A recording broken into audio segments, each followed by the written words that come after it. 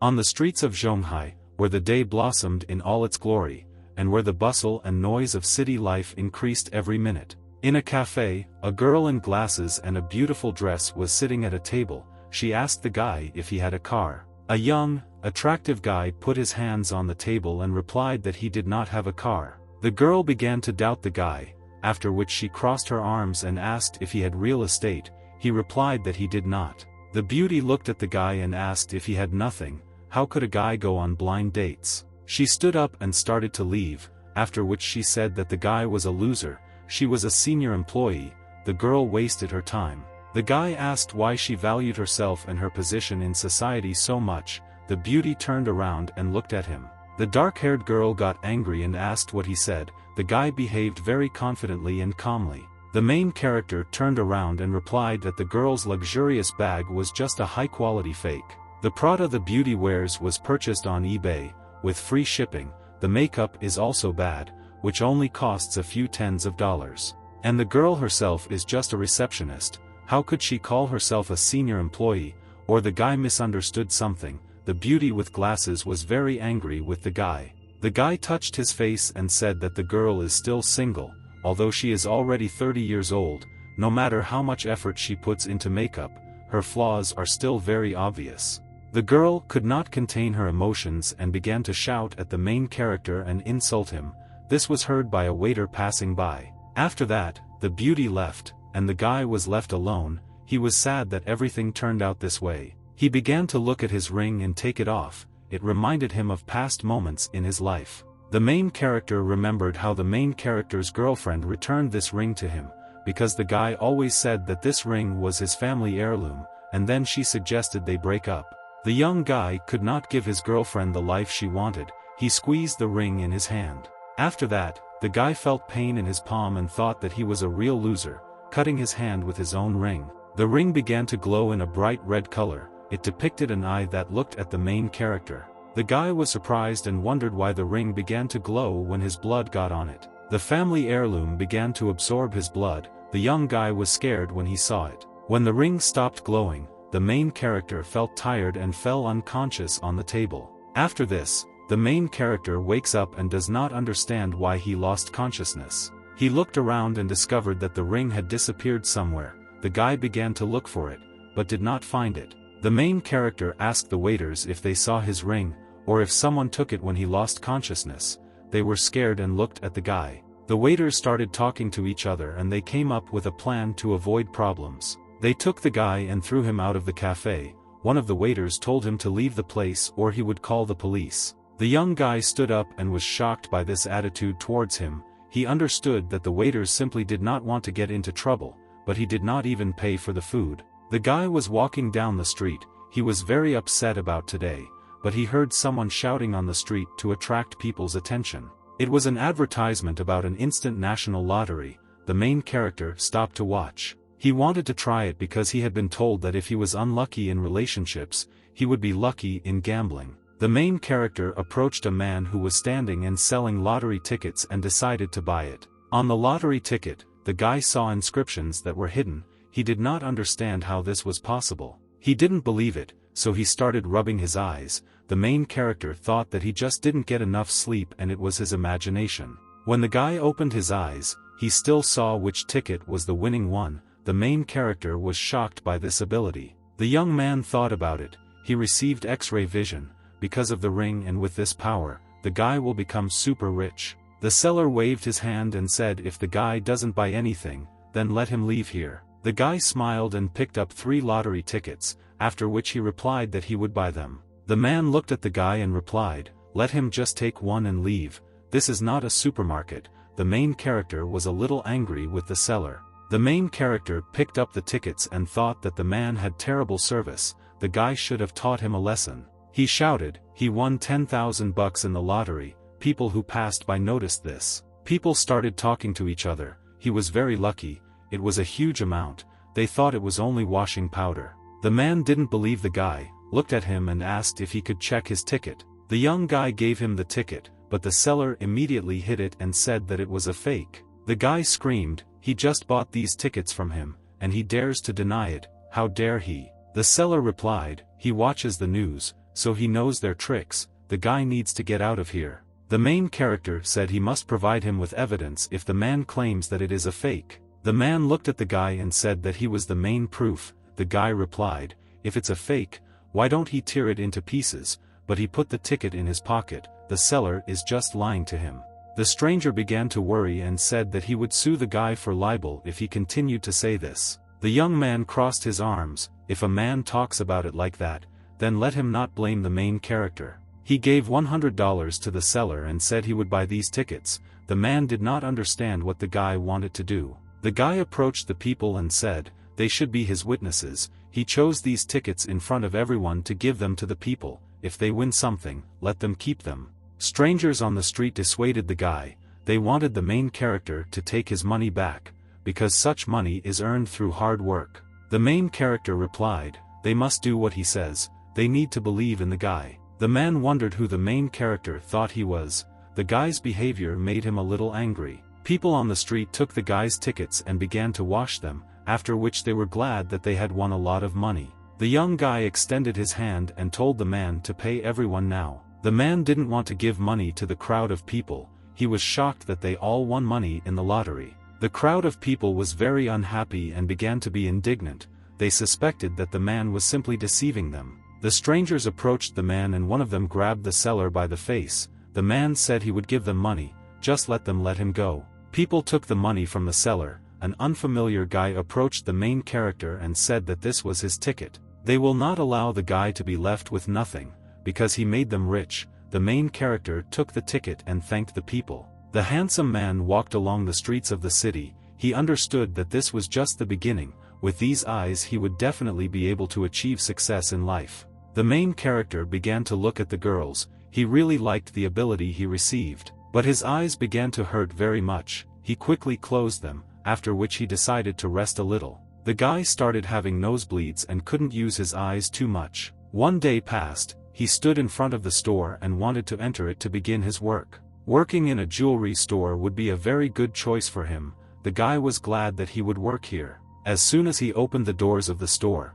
someone told him to quickly go to him. The man was unhappy that the main character came so late. They had very little time. The boss gave the suitcase to the guy and said let him go with him to the auction of rough stones. He quietly told the young guy that Miss Zhao, the representative's daughter, would be there, so he should behave himself and keep his mouth closed. The young guy smiled, feeling excitement inside himself. He thought, this was his chance to show himself. The dark-haired man said whether he could hear him or not. The main character answered. The guy thought he needed him to be silent. The man put his hands in his pockets and told him to stop. If the main character did anything wrong, he would be fired immediately. The guy in the suit looked at his boss and thought, he will show him what a professional is. They approached the national auction of rough diamonds. The main character was surprised when he saw this building. The boss was surprised that the main character knew about this place. He needed to watch himself and not say anything stupid when he met Zhao.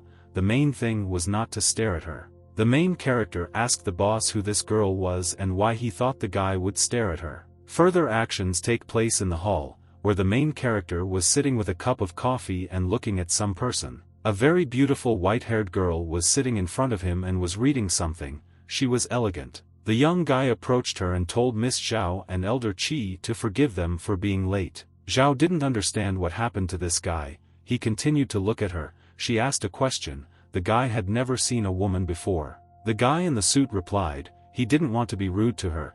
Doesn't the girl know how different she is from others? Let her take it as a compliment. The girl stood up and asked who they were hiring for this job. Let them fire this guy for wanting to flirt with her. The main character replied, he will take his words back. The girl is not beautiful at all, because she was ugly inside. Miss Zhao pointed her finger at him and said that he was rude to her. He should be fired immediately. The boss wanted to calm her down. The young guy replied that her bad character would make the girl age faster and she would soon become a faded old woman. The boss walked up to Yi Qiu and asked him why he was saying that.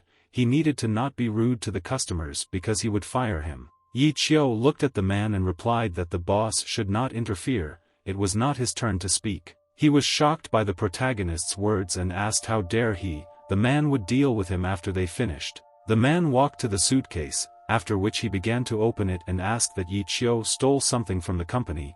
He was going to find out. When the man opened the suitcase, he was very scared. The main character broke a blue and white porcelain bowl from the Yuan dynasty. Everyone was shocked. It was very rare. They did not understand how this could happen. This is a Yuan dynasty porcelain bowl worth millions. The boss asked Yi Qiu if he could pay money for it. Elder Qi stood up and said, "This was the first cool blue and white porcelain. It would be a real shame to break it." The boss replied that he warned the main character all the way here. He still broke it. The man thinks that the guy did it on purpose to release his anger. Zhao told them to call the police and let him go to jail if he couldn't pay for the bowl. Yi Qiu sat and did not understand how this happened. I held the suitcase in my hands, so the bowl could not break. The main character was suddenly able to activate his ability and saw a man sitting and doing something. His head began to hurt. The guy didn't understand whether it was an illusion or whether he really saw the man who was guilty of what was happening. He activated his ability again. His head began to hurt even more, but the main character wanted to find out who it was. The young guy saw the past, how his boss accidentally missed the bowl and broke it. The man was very scared. The guy wondered if his piercing gaze could really see the past. He understood that they wanted to set him up. The girl screamed for the guy to be detained while he stood rooted to the spot from fear. The boss agreed with this. Yi Qiu told them to wait. He was sure that this porcelain was just a fake. Zhao replied that the main character has no brains at all, or he is blind. Mr. Qi personally checked the bowl. It costs at least 1,000,000 yuan. The man grabbed Yi Qiu's tie and said, even though he knows how much authority Mr. Qi has, he dares to doubt his professionalism. The main character replied that he was ready to bet with his boss that this cup was a fake. The dark-haired man let go of Yi Qiu and said that he was ready to argue with him. If the porcelain is real, then in addition to compensation, the guy will have to bow to the floor in front of everyone and apologize.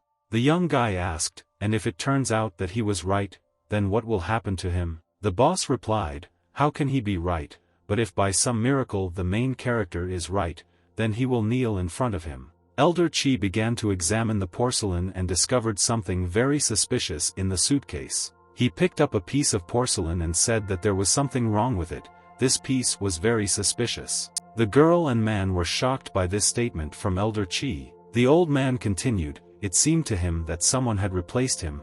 This was not the porcelain he was checking. Zhao asked the man what happened to the porcelain bowl. It was lying in a warehouse in their store. The man began to get very worried and stammer. He replied that he himself didn't know what was wrong. He pointed his finger at the main character and said that this guy was to blame for all this. Yi Qiu changed everything. Yi Qiu replied that the suitcase was under the man's control all this time. How could he change the cup? The boss had already disgraced himself enough. The main character told Li Chao, only he alone had access to the suitcase. It seems to him that it was the boss who made the substitution. The beauty called the guards to arrest Li Chao for his criminal activities. The security quickly came and said that they would carry out this order, but the main character stopped them. This man needed to fulfill his agreement, kneel before the young guy. The man didn't want to do this. The guy looked at Zhao and said, this is her manager. He can't even keep his word, and he also needs to send people to check the warehouse. There may be an original bowl there. The green-eyed girl took the phone and decided to listen to the advice of the main character. Elder Qi said, for a man to kneel is a shame, but a man must keep his word. Li Chao lost the bet, so he must kneel in front of Yi Qiu. Li Chao listened to the words of the wise elder, after which he knelt down and apologized for his actions. The old man asked the young guy how he determined that this porcelain was a fake. Not every expert could do it so quickly. Yi Qiu replied, he thinks that Mr. Qi understands this matter better than him, and this porcelain was made quite recently. He realized this after seeing the splits. The elder smiled. The old man was pleased that he had come across such a smart and polite young guy. The meeting was about to start soon. They were about to leave, and Elder Qi had to deal with the porcelain problem after the meeting. The girl ordered her guards to hand Li Chao over to the police for his slander and actions. The old man raised his hand and said that Zhao should not rush. She should not act rashly. Qi was interested in Yi Qiu, so he wanted the guy to go with them. He wants to see his skill. The girl agreed with Mr. Qi and said that she should be taken under the supervision of Li Chao by her guards. After which they went to the auction. the main character began to think, Mr. Chi is a very experienced master. Thanks to his experience, he accurately identified a fake. It's not for nothing that everyone respects him so much. The protagonist found that Elder Chi stopped to look at the stone. He did not understand why he was looking at it like that. Yi Qiu approached the old man. He looked at the stone and thought, even Mr. Chi doubts for a long time, because they want to sell this stone at an inflated price. The young guy activated his eyes and thought that this was his chance to help Elder Chi. When the main character looked at it, he saw a precious and large stone inside. Yi Qiu was delighted and shouted that this was just a wonderful stone. He wanted to buy it. The old man waved his hand and replied that it was better to look for better material. It didn't cost that much. People began to talk among themselves. They were grateful to Elder Chi for the advice, because they wanted to acquire it. Elder Chi heard the main character say that he was buying this stone for $10,000. The old man turned around and began to smile. Zhao said that old man Chi carefully studied this stone. It can be sold, but not at a high price. He wants to waste money. The main character replied that he recently won the lottery, so he wants to try his luck with the stone. The guy has been very lucky lately. Suddenly this stone will make him incredibly rich. Old man Chi came up to him and said that he was great. The guy is well versed in stones. The young guy smiled and told Mr. Chi that he was just trying his luck. The seller interrupted their conversation and said that it was exactly 10,000. Let Yi Qiu take his check. He will help the main character cut the stone for free. The girl said that she needed to check on Li Chao. Elder Chi replied that she should not rush. He wanted to see what would come out of this stone. Zhao crossed her arms and said that the guy won't earn anything from this stone. It's a waste of money. The young guy answered the girl, what if the value of the material is paid for by the stone itself? What will she do? The beauty replied, if he earns something from this stone, then she will apologize to him for her words. But if Yi Qiu suffers losses, then the guy will apologize to her. The main character agreed to these conditions. The seller was about to start cutting the stone, but the young guy waved his hand and stopped him. He didn't understand why the guy stopped him and said that if Yi Qiu changed his mind about buying this stone, then it was too late. He couldn't return the money to him. The main character replied that he had not changed his mind. He should not worry so much. Yi Qiu took the marker in his hands and stood near the stone. Yi Qiu began to draw lines on the stone. He wanted to show the seller where to cut this stone. The guy with purple hair began to saw the stone according to the marks of the main character. The girl didn't think there was anything special about this stone. She believed Elder Chi, but she was interested in seeing it. When the stone was cut, people saw that there was something blue there. One of them thought that if he had known, he would have bought this stone. Old man Chi was shocked by what was found in the stone. He could not say a single word. When the stone was cut from all sides, people did not believe their eyes. They did not even know that this was possible. The main character took the stone in his hands. The elder said that it was a piece of topaz. It was very rare. Elder Chi wondered how this guy knew that there was something valuable inside the stone, but Yi Qiu was even able to determine the exact places where the valuable stones were located. From the crowd of people, a man shouted that he would buy it for 500,000. The second man said that he would buy it for 800,000. Someone from the crowd shouted that he would buy this stone for 2 million. The old man approached Yi Qiu and said that he would buy this stone for 1.5 million and he would add money to him for the precision of cutting. The young guy smiled and said that he would sell it to Elder Chi, but at the market price of 1 million yuan. After all, he is here thanks to the old man. Yi Qiu thought about it. The old man is very smart. He saw talent in him and is now trying to appease him, but the guy understood this, so he will not fall for his hook.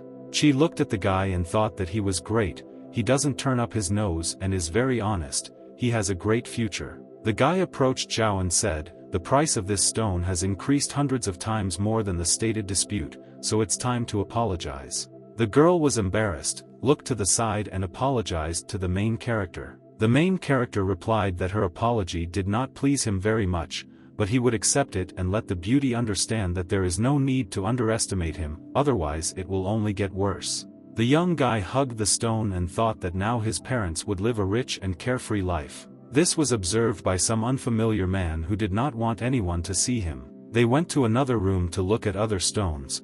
The old man wanted to test the guy's abilities. An elderly man asked how he liked this stone. The guy replied that he didn't know. it was too much of a risk. Elder Chi pointed his hand at another stone and asked how he liked this stone. It had a green tint on it. The main character replied, "It's just a green thin layer, and the price was very high."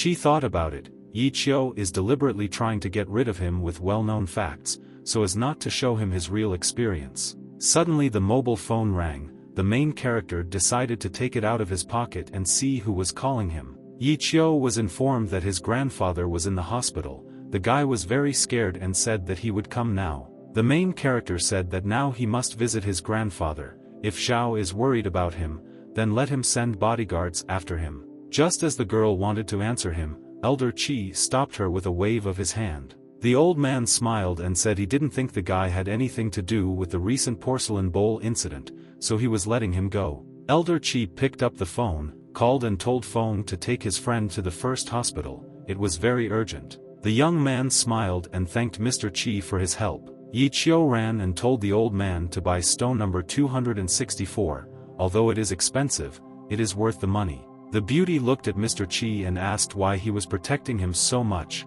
This guy was just lucky. The old man replied that in order for the girl to remember, she needs to think more with her head and not let the first impression cloud her mind. This young guy understands stones better than him, which is why Elder Chi respects him. They need to buy the stone that the main character recommended as quickly as possible, otherwise other people will buy it. A few minutes later they bought a stone. Inside was a gem called a horse tooth. Elder Chi was surprised. He remained in the black, but didn't earn much. Even such a complex stone, the guy was able to identify it as profitable. He looked at Zhao and said, "The main character has incredible talent. What will she say now?" Zhao was embarrassed and replied that she had gone too far with her emotions. Now she knows how to behave. Chi closed his eyes and the only thing he could say was that if they get this young guy, they will get peace. Further actions take place near the hospital, where the main character has already been brought by car. The young guy got out of the car and thanked the driver for giving him a ride to the hospital. Just as he wanted to go to the hospital, the main character heard a very familiar voice from behind, which called his name. Yi Qiu turned around and saw Yi Yiziangguo's uncle, Huang Yan's aunt, Zhang Fan's brother's wife, and his brother. Cousin Yi Wenhui told the guy that he came with a very expensive car. Zhang Fan said, he rented a car. Yi Qiu rode a motorcycle before. Why did he decide to do this? Yi Yiziangguo approached the main character and said that he has the right to tell the guy, they have no money in the family, and he spends it on such things. If grandfather finds out about this, it will only get worse for him.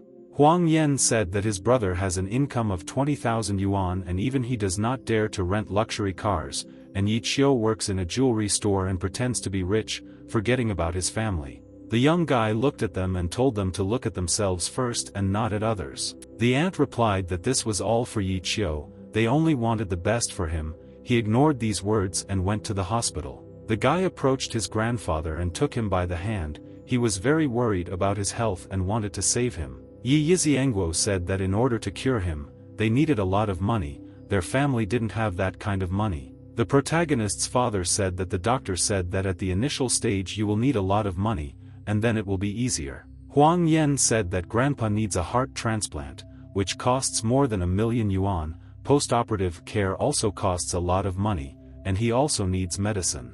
The man approached his brother and said, his father somehow raised 4 of them, they need to save him. Auntie Yi Yuan and Uncle Yi Yizianjin came up to them and said that they also did not have that much money. Their families were very poor and they thought that if grandpa was cured, he would not live a long life. Uncle Ziangguo has not yet paid for the mortgage. Their son has a lot of income, but the mortgage is too expensive. They also have no money. The father of the main character said, this is their own father, they need to think about how to save him, they cannot leave him to his fate. The whole family started blaming the protagonist's father for grandpa's illness. They sent him money so that Guoqin would take care of him. The last time they came to his house and saw that his father was wiping the table himself. At that age he did not need such loads. They thought that his father was tired of his behavior and fell ill. The main character got angry and shouted for them to stop quarreling. He didn't understand how they could be called people. Grandfather was dying, and they were shifting the blame onto each other. Uncle Yi Yiziangguo said how he talks to his elders, where his upbringing is. Yi Qiu has no right to blame them, he is caring in words, but in reality he only knows how to skip money. Yi Qiu told them to shut up, after which he approached his father and said that he would cover the costs of the operation himself. He had the money. Everyone was very surprised that the guy had money for such an expensive operation. The cousin said that if Yi Qiu could get that kind of money, he would apologize to him on his knees. The blonde did not believe that the guy had it, so she thought that he was just lying. The main character replied that he said it himself. If he now proves that he has money, then his brother will have to fulfill his promise. Zhang Fan began to take out a portable cash register from her bag and said that she could check if the guy was not afraid of embarrassing himself. The young guy took out his credit card and replied, "Let him take out his terminal, soon his dear brother will kneel in front of him."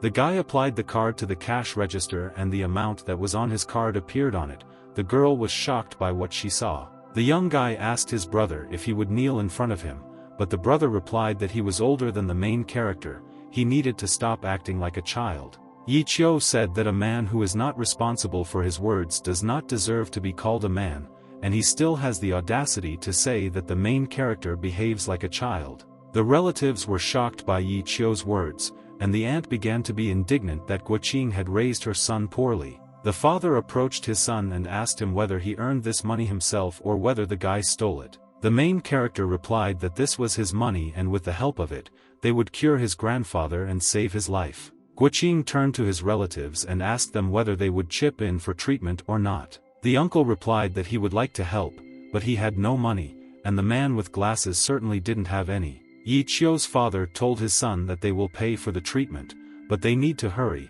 The main character agreed with his father's words. Suddenly a very attractive girl came in and apologized for disturbing them. The girl was recognized by Yi Wenhui. He was delighted with her. The guy asked why Miss Su came to them. The beauty did not recognize this guy, so she looked at him and asked who he was. He replied that she was a noble person. It would be strange if the girl knew him.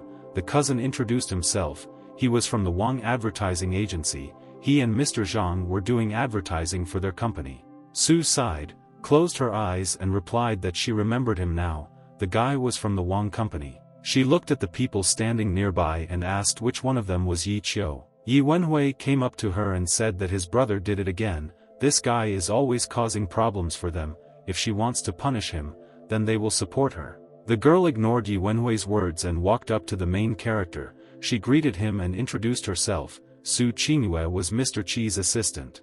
The main character asked the beauty why Mr. Qi sent her to him. The girl replied that he knew that Yi Qiu's grandfather was in the hospital, so he sent her to find out how they could help. Su Qingyue added that she had already agreed with the head of the hospital that his grandfather would be provided with the best doctors and their company would pay for his treatment. All the relatives looked at their conversation and were shocked. They did not understand what was happening. Yi Qiu smiled and said that the girl should convey Mr. Zhao's gratitude from him, but they do not need to bear the cost of treating grandfather. He has money. The beauty agreed with the guy and told him to keep her business card. If he has problems, let him call her. She will help the main character with any question. The young guy was very happy to be taken care of so much, so he thanked Su Qingyue. The girl replied that the guy was a very valuable guest for them. Zhao wanted to come himself, but urgent matters appeared in the company business, so he sent her. Qiu wanted to invite them all have dinner. The red-eyed girl replied that Zhao would gladly agree.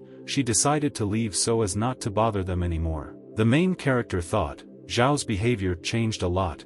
It's not for nothing that he works as a director. He immediately understood everything. The guy admired his ability to show flexibility. The father asked his son what it was just now. The guy replied, the Hengfu company appreciated his abilities, so their boss began to try to please him, and he arrived in his company's car. Guoqing smiled and asked why he didn't say this before. His father was very proud of him. The man knew that his son was the best. Yi Qiu replied that his father always taught him that he needed to be more modest and brag less about his achievements. There are people who achieve minimal success and begin to shout about it to everyone and everywhere, and even in front of relatives such people dare to turn up their noses. My brother and his wife felt ashamed of their behavior. Aunt smiled and said that it was all a misunderstanding. They were a family, so they should stick together. The guy shouted, grandfather worked all his life. He even did all the housework. Relatives, in order to relieve themselves of responsibility and not pay for treatment, are ready to slander their relatives and let grandfather die. Zhang Fan pinched her husband and told him to apologize to his brother now. Huang Yan approached the guy and asked his brother for forgiveness. He behaved wrongly. The main character ignored his brother and said that he would pay for the treatment in full, but his grandfather needed a good mood to recover. He had only one request to all his relatives, to visit his grandfather more often and talk to him. Further actions take place on the street, where the main character walked through the city and thought that he should learn more about his abilities and earn money with their help. But even if the abilities disappear, he will not need to panic, after which the guy noticed something strange. He was surrounded by a gang of men. One of them was carrying a bat. Yi Qiu asked who they were and what they wanted from him. An old man approached the hooligans and said that the main character had forgotten about him so quickly. The young guy looked at the seller and said, he ruined his plans to steal the lottery, and the man wants to take revenge on him for this. The seller replied that the guy was smart,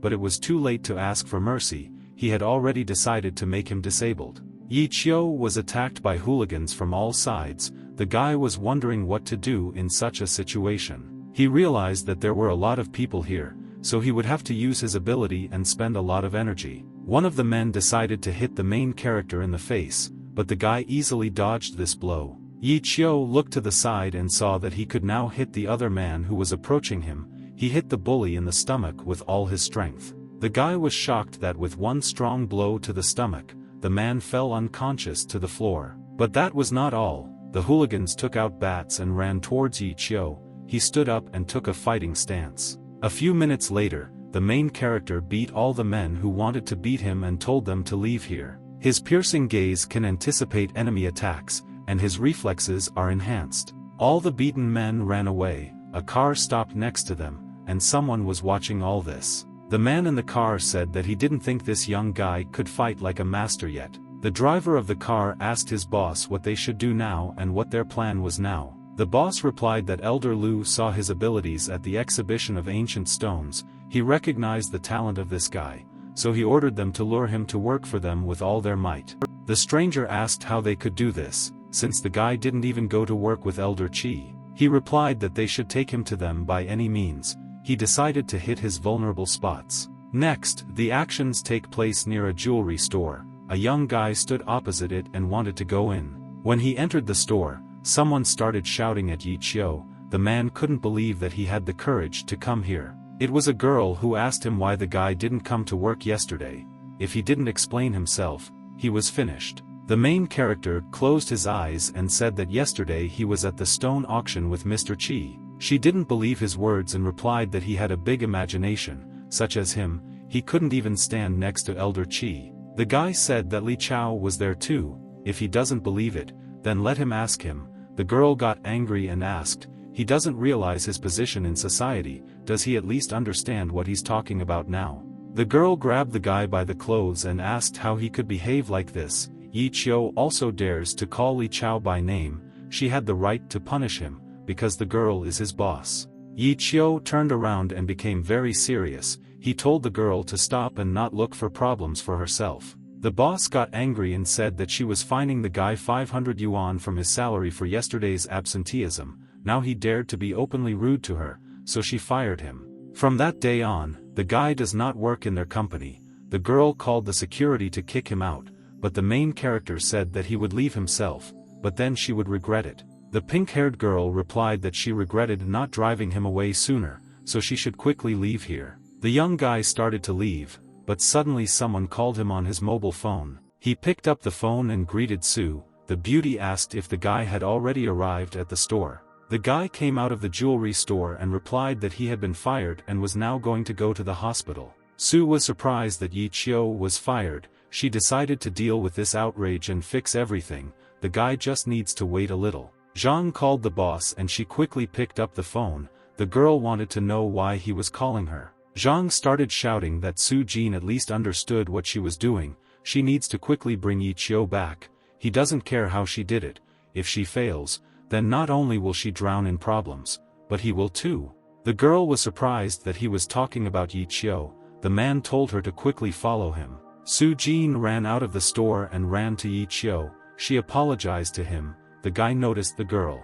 And he turned around. The young guy had been working in this company for 3 months, he suffered insults from Su Jin and Li Chao every day, and now she suddenly decided to apologize. She ran and bowed to him. Jin apologized again. The guy should have understood her, she was a girl. The main character replied that if he forgives the girl, it will still not change anything. Her boyfriend Li Chao was seen stealing company property, and the police have already arrested him. The young guy said, if he is not mistaken, then Jin is also involved in this matter, so they will also come for her soon. The boss was shocked by the guy's words. She couldn't believe that Li Chao could do something like that. 2 cars drove up to them and security guards got out of one and approached the main character and the girl. The guards grabbed Jin's hand and said that they had to investigate a case of interfering with the company's affairs. She had to come with them. Su got out of the car with Zhao and apologized for this misunderstanding. The guy replied that it was not their fault,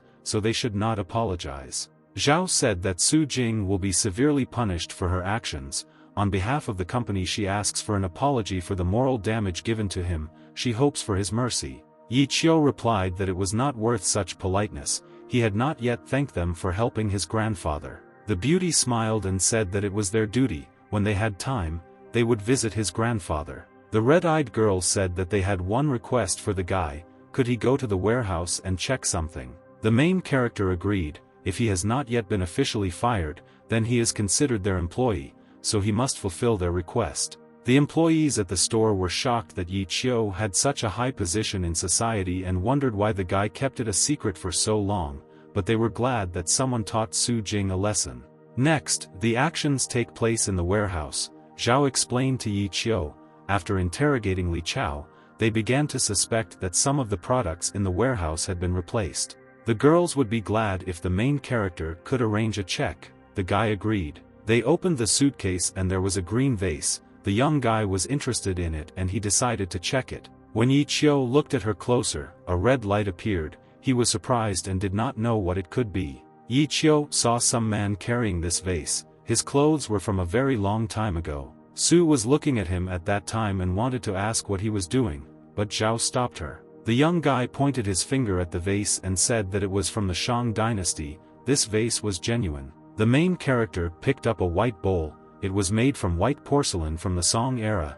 It was genuine. The guy began to examine other antiques. An ancient vase with a dragon design is also real, but the bowl with a lid is fake. It is no more than 10 years old. He looked at a lot of antiques today, so he felt very bad. His head could not withstand such a load. Yi Qiu fell to his knee from the pain in his head. The girls ran up to him and asked what happened to him. He needed to take a break and then check the rest. He now understood the limitations of his ability. Zhao agreed with the words of the protagonist and thanked him. She said that it was better for him to go to his grandfather in the hospital. The guy thanked them and decided to leave. When the young guy left, Zhao told the red-eyed girl to check him to see how accurately he had determined everything. Su replied that everything was correct. The guy had never made a mistake. The green-eyed girl asked how this was possible. She and the experts spent a lot of time trying to establish the authenticity of the antiques. The red-eyed girl said that this was something mystical, alone in half an hour without tools or the internet, just with the help of a glance to understand everything. She felt uneasy. The girl in green clothes said that they should keep Yi Qiu in their company at all costs. The main character came to the hospital and saw the guards near the door. He thought that it was the work of Zhao. He opened the door and went in to his grandfather. His father met him and said that his friends had come. They wanted to see him. The young guy looked ahead and saw that a man with his driver was sitting next to his grandfather. The man greeted the guy and decided to introduce himself. His name was Chen Shao. He was the assistant director of the Fuyun Company. Guoqing said that Fuyun Company is the main competitor of Hengfu Company. How can they be friends? Yi Qiu shook Chen Shao's hand and asked how he could help them. The man congratulated the guy and said, their director Lu appreciated his abilities. Now he can move to a new level of life, becoming very rich. The guy said that he didn't quite understand them. The man with short hair said that their director liked Yi Qiu. He wanted to give the guy a good job. The main character closed his eyes, thanked them for the offer and replied that he would have to think about it. The short-haired man was dissatisfied with Yi Qiu's answer and said how dare he say such a thing. The young guy asked what kind of traditions they have in the company. They lure him out. as if they were teaching a dog to use the litter box. The company employee was angry. He told the guy to repeat this to his face, and the man would beat him so hard that he would crawl on his knees. Yi Chio replied that they should leave here before he had to personally kick them out. The guy asked his father if his grandfather had been scheduled for surgery. Chen Xiao said that the guy is too arrogant, he dares to despise their boss in return for his kindness. The guy replied that it was the boss who despised him, otherwise he would not have sent such workers after him. The father approached his son and said that he was too hot-tempered. It was impossible to refuse them in this way. After all, their company is connected with the mafia. It would be better if they did not become their enemies. The main character answered, the guy is no longer the same as before, and if he will work in Fuyun, then he will offend Hanwu, and with a company like Fuyun, it's better don't cooperate. Guoqing agreed with his son, but now the man doesn't know what bad things they can do. The young guy is afraid that they will blackmail him by threatening his father or grandfather. Yi Chio is to blame for answering them too impudently and rudely. At this time, on the street, a man with short hair asked Chen Xiao what they should do next. He wanted to kidnap the guy, and if he refused to work for them, he would beat him. Chen Xiao replied that he only has fights and murders on his mind. He doesn't know how to think with his brains at all. The man smiled and said that he only knows how to beat and kill. He has no brains, that's why they are together, but what will they do with this guy? The red-eyed man said that he would make Yi Chio crawl to them on his knees and ask them to hire him. Further actions take place in the hospital, where the main character told his father that today he will guard his grandfather, and let Guoqing rest. Yi Chio told his grandfather that he had arranged the procedure for his treatment, he would soon make a full recovery. The old man smiled, he was very happy and proud that he was such a great fellow. After this, a little time passed. The main character was lying next to his grandfather. He decided to train his abilities. He looked up and saw two men standing above him. This time he felt that the feeling of fatigue had decreased. He needed to increase the power of his gaze. The young guy thought about it. Apparently he had trained his piercing gaze. Yi Chio needed to try to increase his strength even more. When the main character did this, he immediately closed his eyes. His eyes became very painful and he screamed. Grandfather woke up and asked Yi Chio what happened to him. The guy replied that he accidentally hit his head. The main character thought that it was all because of the laser that he saw during the day. The antique aura enhances the effect of his ability. From tomorrow he will begin to check as many antiques as possible. The guy closed his eyes. His life practically did not change. He received abilities but is still forced to work. Next, the action takes place in a store, where a man said that the vase of 100 birds belonged to the Ming dynasty. The girl must compensate for the damage, otherwise he will sue her. The girl replied that when he took out the vase, there were already cracks on it. With a light touch, a piece broke off from it. The man could not believe that the girl wanted to say that they decided to set her up on purpose. Yi Chio entered the store. The girl replied that that was not what she meant, but if judged fairly, they were wrong. The stranger said that there is no justice here. The worker broke his vase, now she must compensate. The young guy asked Chun-Li what was going on here. He wanted to know everything in detail. Chun-Li answered the main character, "It's good that he came. These people just took out a vase with cracks. She touched it and a piece fell off. The girl didn't use any force at all." The main character thought, if everything is as the girl described to him, then they want to deceive her. He told her not to panic. Now the guy will look at everything. The guy used his ability. He asked the man. He said that this vase belongs to some era, and he has documents. The man put the documents on the table and said, "This is a certificate of authenticity of antiques, let him look.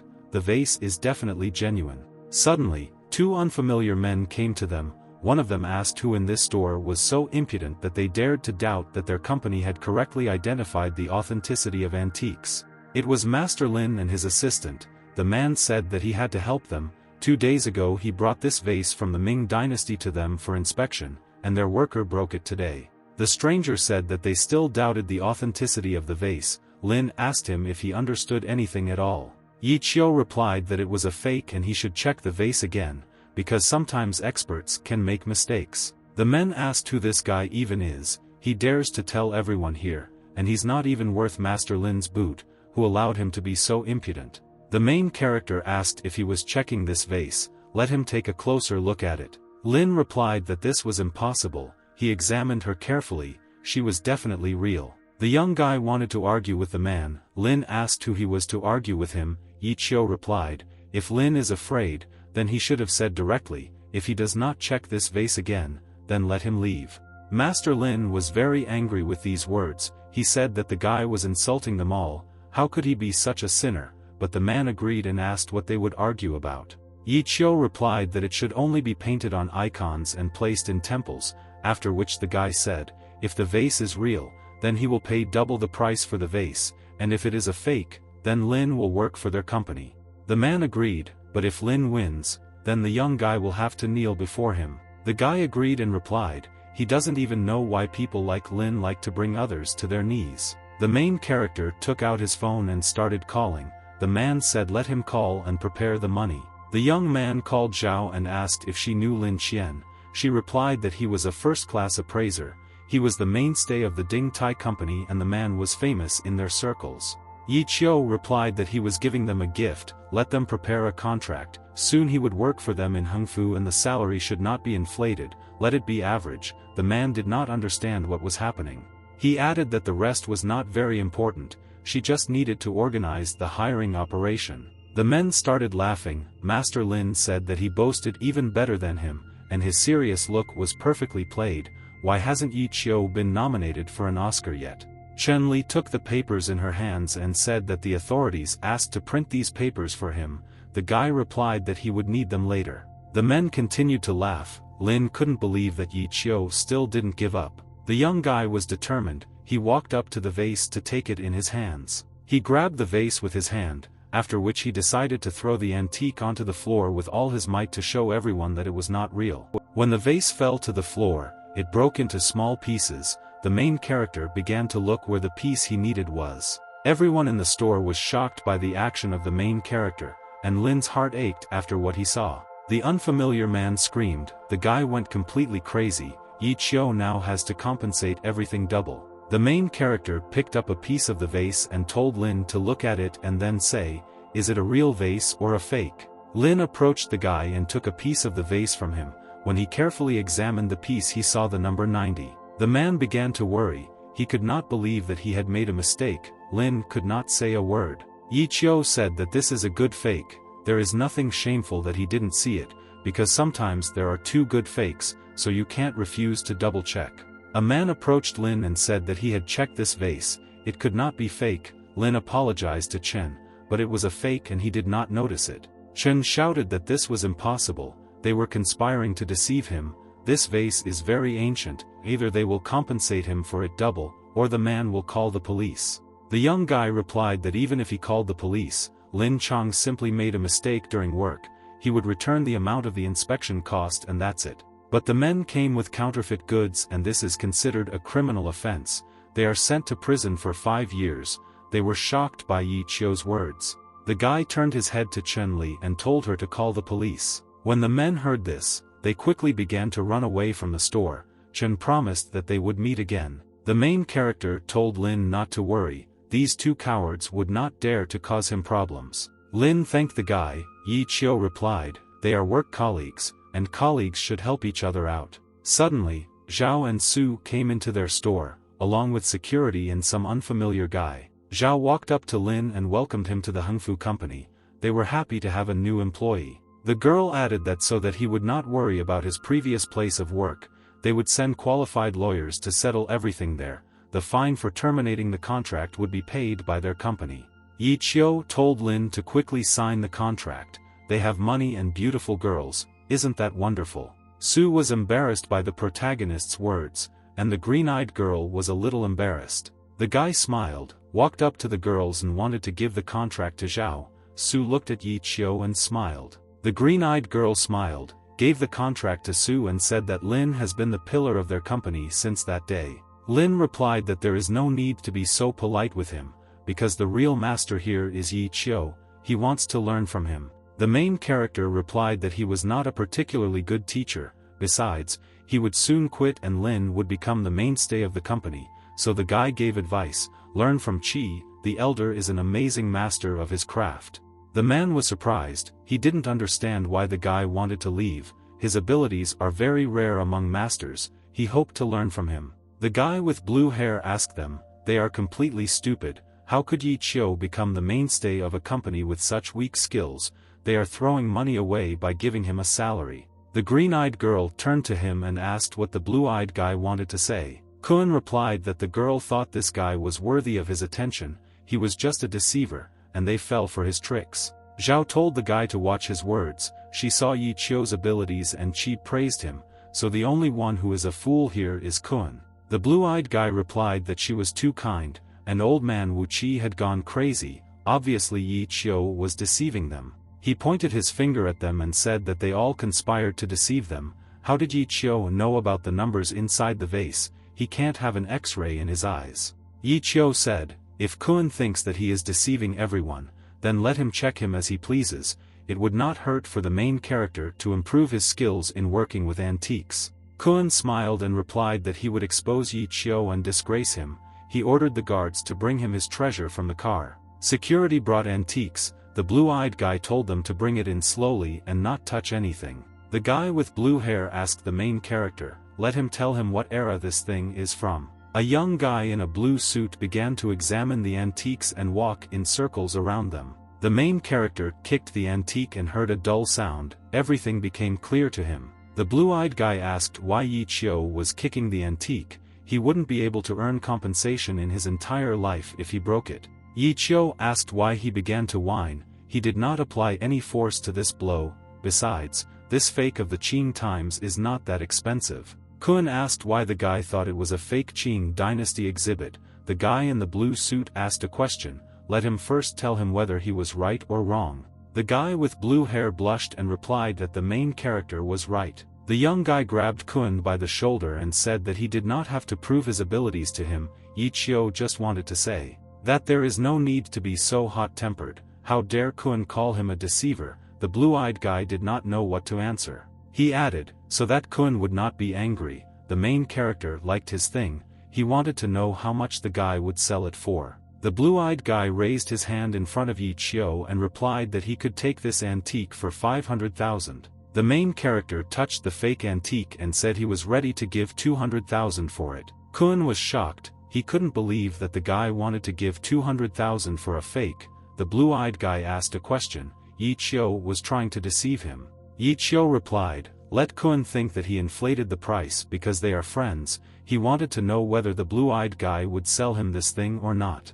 The guy with blue hair agreed, but this fake costs a maximum of 100,000. If he himself decided to give him 200,000, then he shouldn't tell everyone that he deceived him. A young guy in a blue suit turned to Zhao and told her to lend him 200,000, he would return it to her soon. Zhao replied that she would give him the money now, but there was no need to return it. The guy might think that she gave it to Yi Qiu. The main character raised his hand and said, although he is a pretty nice guy, he is not going to become a gigolo. The girl looked at the guy and began to feel embarrassed. She didn't know what to answer the guy to his words. At this time, there were 4 people sitting in the car, and a guy in a dark suit approached Chen Xiao and said that he definitely couldn't be wrong. Chen Xiao replied that this young guy is a real master of antiques, but he is too arrogant. Yi Qiu pretends that he doesn't care. But the man told Lu not to worry, he knows how to make this guy be obedient, he will still beg them to join the company. Next, the action takes place in an antiques warehouse, where the main character asks the girl what city she is from. Su replied that she is from Binhai. Yi Qiu pulled out a real figurine of a child from his pocket and said that they were very similar. Su was surprised and asked if the main character was also from Binhai. The guy replied that he was a Binhai at heart. The guy started smiling, and the girl was embarrassed and replied that it was not funny at all. The red-eyed girl remembered that it was better not to distract Yi Qiu when he was looking at antiques. The young guy told her not to worry, she didn't distract him. The girl was surprised how good Yi Qiu was. At such a young age it's difficult to become such a good master. Su admired him. The main character said that Su is also great. She is a very beautiful girl and she became the chief director's assistant thanks to her abilities, and she can easily cope with Zhao. This is admirable. The beauty replied that the guy doesn't know Zhao well. She is very good, only outwardly very strict, but kind inside. If Zhao swears at him, then he does not need to hold a grudge against her.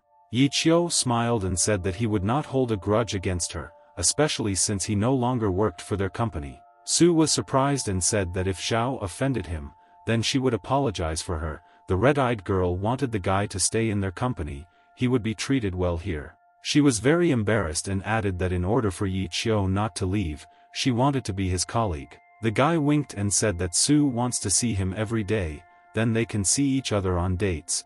If she doesn't mind, then they can live together. The girl blushed and hit the guy. She didn't understand how such a thing could come into his head, and the main character started laughing. A little time passed and they came to a jewelry store. The main character began to think that ancient antiques improve his abilities. Today his head did not hurt as much as before. Suddenly two unfamiliar men came to their store. One of them asked who called them. Chun-Li said that they must have made a mistake. This is a jewelry store, they don't buy defective goods. The main character said that he called them, he needed them to take these antiques to his home. Su said that this thing is not precious at all, its price is not more than hundreds of thousands of yuan, but perhaps the guy will at least pack it. The young guy smiled and said that this bowl is cheap, so he is not afraid of scratching this thing. Yi Qiu walked up to the men and told them to throw the trash in the trunk and take it to his house. Further actions take place at the main character's house. He was carefully looking for something in his drawer.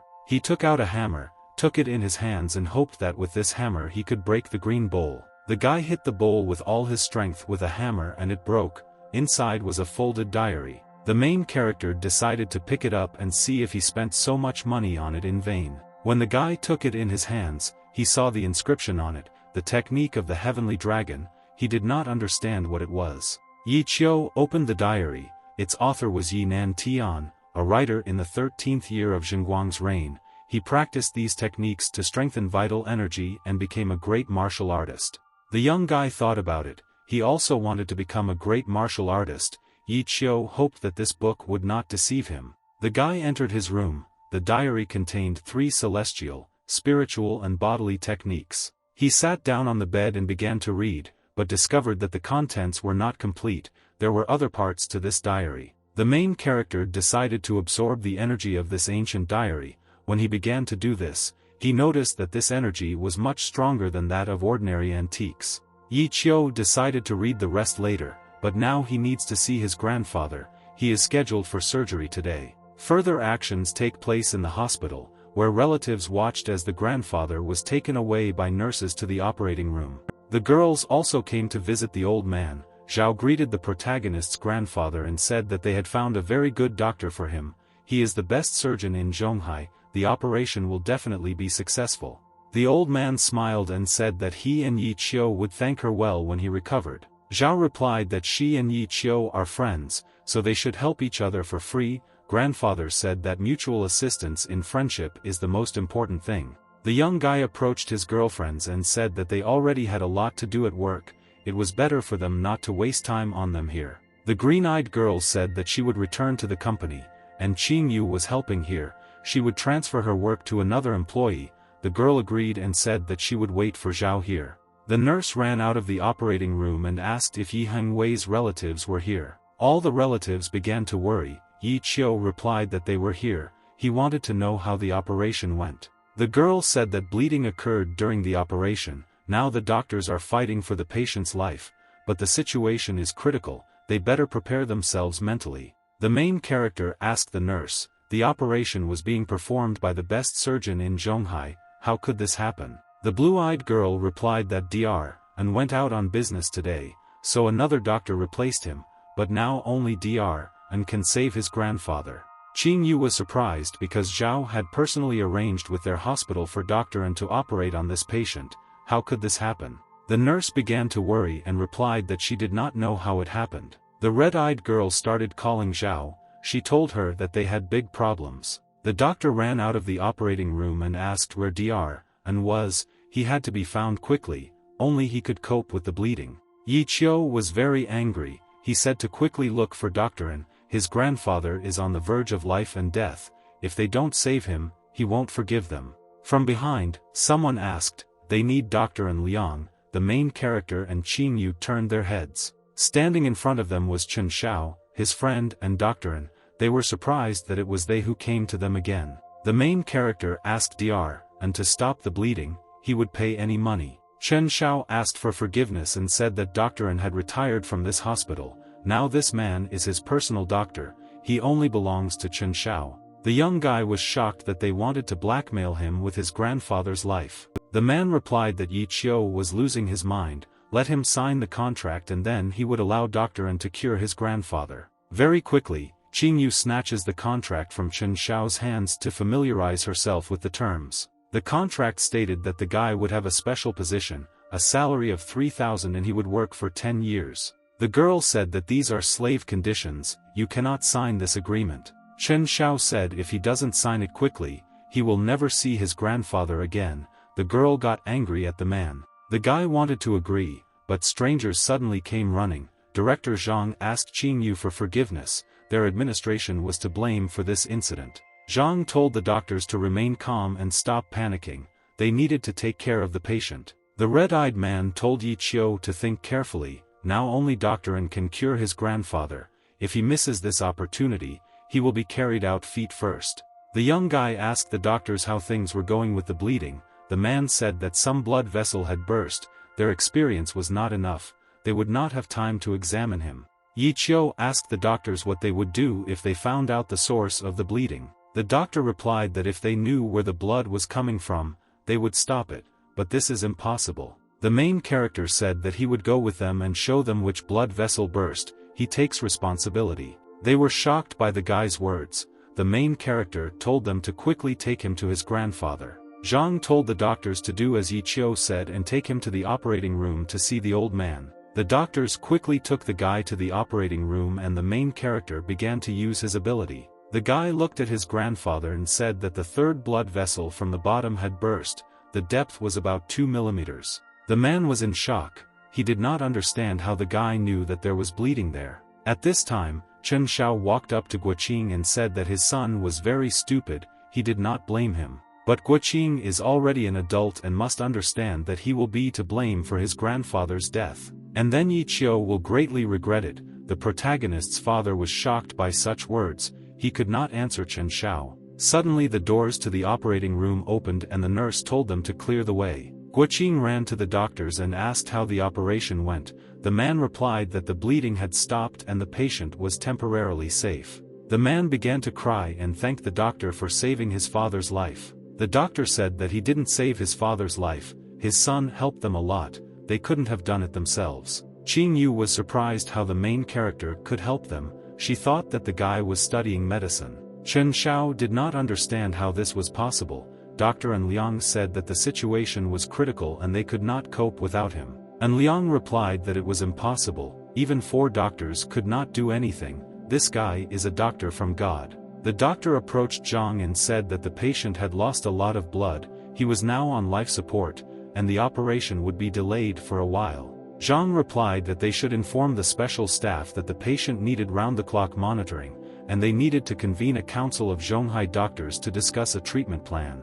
The man with glasses walked up to the main character and Qing Yu, and then apologized for the misunderstanding today. The young guy replied that Zhang was not guilty of this, it was all the work of vile people. The main character decided to approach Chen Xiao, the man said that sooner or later Yi Qiu would kneel in front of him. Yi Qiu hit the man with all his might and Chen Xiao could not dodge this blow, so he fell to the floor. The man in the black t-shirt said that now the guy is finished, in vain he hit his brother now. Chen Xiao started to get up, he was very angry with the guy, after which the man said that Yi Qiu would regret this. The guy started kicking the red-eyed man on the head. Yi Qiu asked Chen Xiao what he would do, his brother was an ordinary bag of garbage. Brother Chen Xiao asked what the guy wanted to die, the man clenched his fingers into a fist and decided to hit the main character. But the young guy easily blocked the man's blow, it was very easy for him. The man was shocked how Yi Qiu could stop his best strike, no one from his enemies could do it. The main character hit brother Chen Xiao in the leg and he began to fall. The man did not expect that he would be overcome so quickly. Yi Qiu started kicking the men and asking if they would threaten him again. Chen Xiao replied that the guy was finished, he promised it. The guy asked the man, Chen Xiao is completely crazy, isn't it clear that now is not the best time to make threats? Guoqing ran to his son, grabbed his hand and told him to stop. there was no need to beat them. The young guy told the men that today he taught them a lesson and let them remember that they should not anger Yi Qiu. The father told his son that they were members of the mafia. Now he had disgraced them in front of everyone, but his actions towards these people would anger the mafia even more. Qing Yu said that they did not take into account that the Fuyun company would go to such dirty measures for their own benefit, so in the future, let them not worry, they will not allow anyone to offend Yi Qiu and his family. And Yi Qiu asked Su to delete the CCTV footage of this fight because if the police came, he would be in trouble. The girl agreed with the guy, she would take care of everything. At this time, Chen Xiao was sitting and the nurse was treating his wounds, which were left by the main character. He was asked who did it. Chen Xiao replied to Lu, Yi Qiu did it, this guy doesn't want to work for them, he beat him and insulted him. Lu said that if this guy is so ungrateful, then they will act harshly. He ordered Lei Hu to deal with him and break Yi Qiu's legs.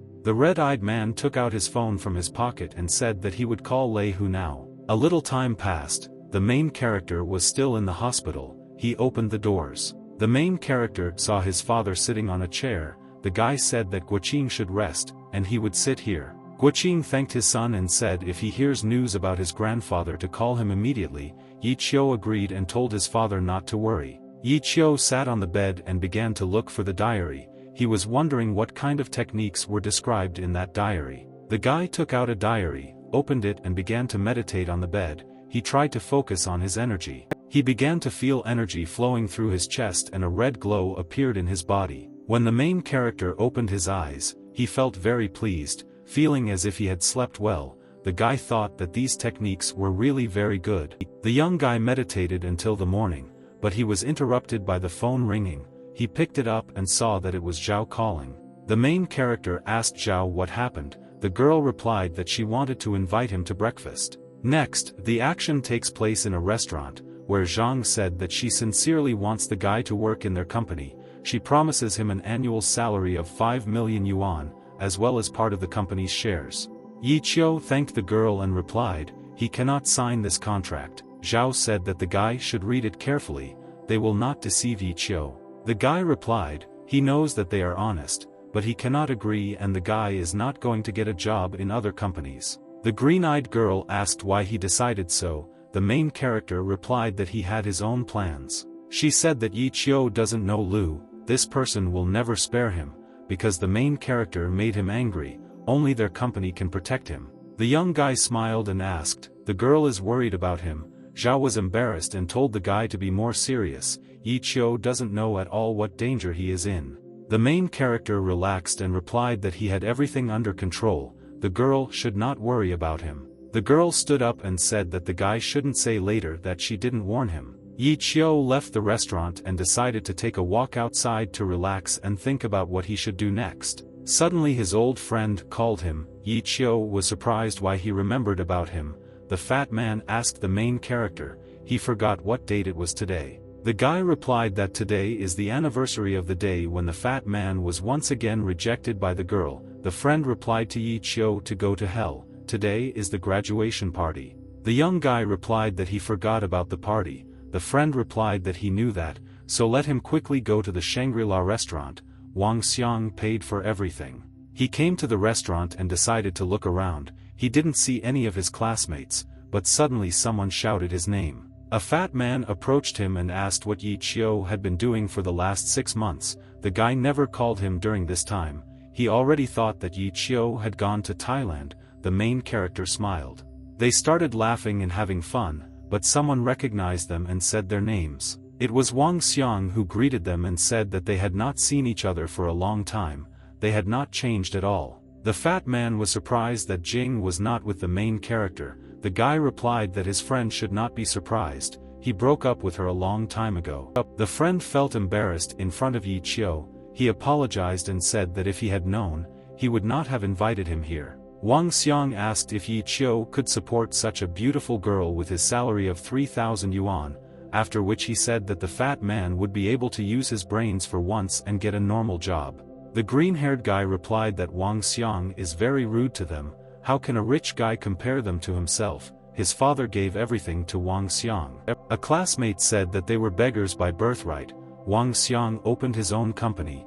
its annual income exceeds billions, and his profit is more than 2 million per month. People began to say that Wang Xiang is now the most successful person who has graduated from their specialty. Jing said she regretted wasting several years of her life with him. The guy in the suit replied that she realized in time that it was better to bask in luxury living with him, rather than suffer with Yi Qiu. Classmates said that Yi Qiu should also strive for success. His salary is very low, he is a disgrace to their profession. The protagonist's friend got angry and replied that they allowed themselves too much, they had gathered together for so long, and all they could do was insult their classmates. One of the classmates said that the fat man and Yi Qiu were a disgrace to their group. Even if they became successful, they would still be unworthy of being called Wang Xiang's classmates. Wang Xiang approached the main character and said that he could help. His company was just short of a cleaner.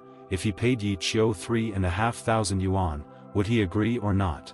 The main character smiled and told his friend that they would not stoop to their level. Wang Xiang asked, "Now Yi Qiu is a great man, the boss of all poor people." All the people began to laugh. Yi Qiu turned around and said to give him 3 months and the main character will crush Wang Xiang. The guy in the suit started laughing, and together with his classmates they continued to mock the guy. The young guy in the t-shirt said, "Wang Xiang thinks he is joking, in 3 months he will seek friendship with the main character." Wang replied that he would see what Yi Qiu could achieve in 3 months, he would hold a banquet so that the guy would come to it. The red-haired guy said that he would come to his banquet and show what he was capable of. Suddenly, Elder Qi entered the restaurant. The rich guy was very surprised to see him appear in such a place. The rich guy ran up to Qi and told him to talk to him. It was an incredible coincidence that they came to the same restaurant. The security stopped the guy in the suit and asked who he was. Wang Xiang replied that he was from the Baoyun company.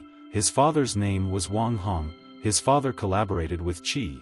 Qi looked at the guy and said that now he understood who he was. Wang Xiang thanked him for the fact that the Hengfu company supported their business. The guy regretted that he had not met Qi earlier. Elder Qi replied that there is no need for thanks, the main thing is that the guy has good control of the goods, he will be very happy about this. He had business to do, so the old man was forced to leave Wang Xiang.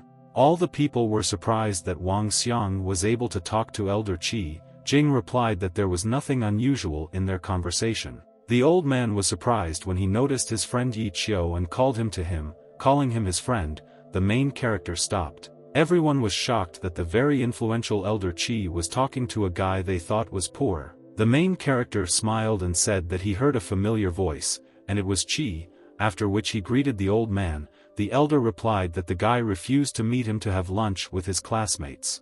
Yi Qiu replied that he did not refuse him, it's just that the guy cannot eat at his expense, because he, the older generation, being the younger generation, it is the young guy who should invite him to the restaurant. Qi said that the guy is too polite to him, he will not refuse Yi Qiu if he invites him to the restaurant. The old man has an important meeting now, he should go, they will chat later. The young guy smiled, agreed with the old man's words and replied that they would definitely have dinner at the restaurant. The friend hugged the main character and said that he was not bad. It turns out that Yi Qiu has connections. The friend was happy for him.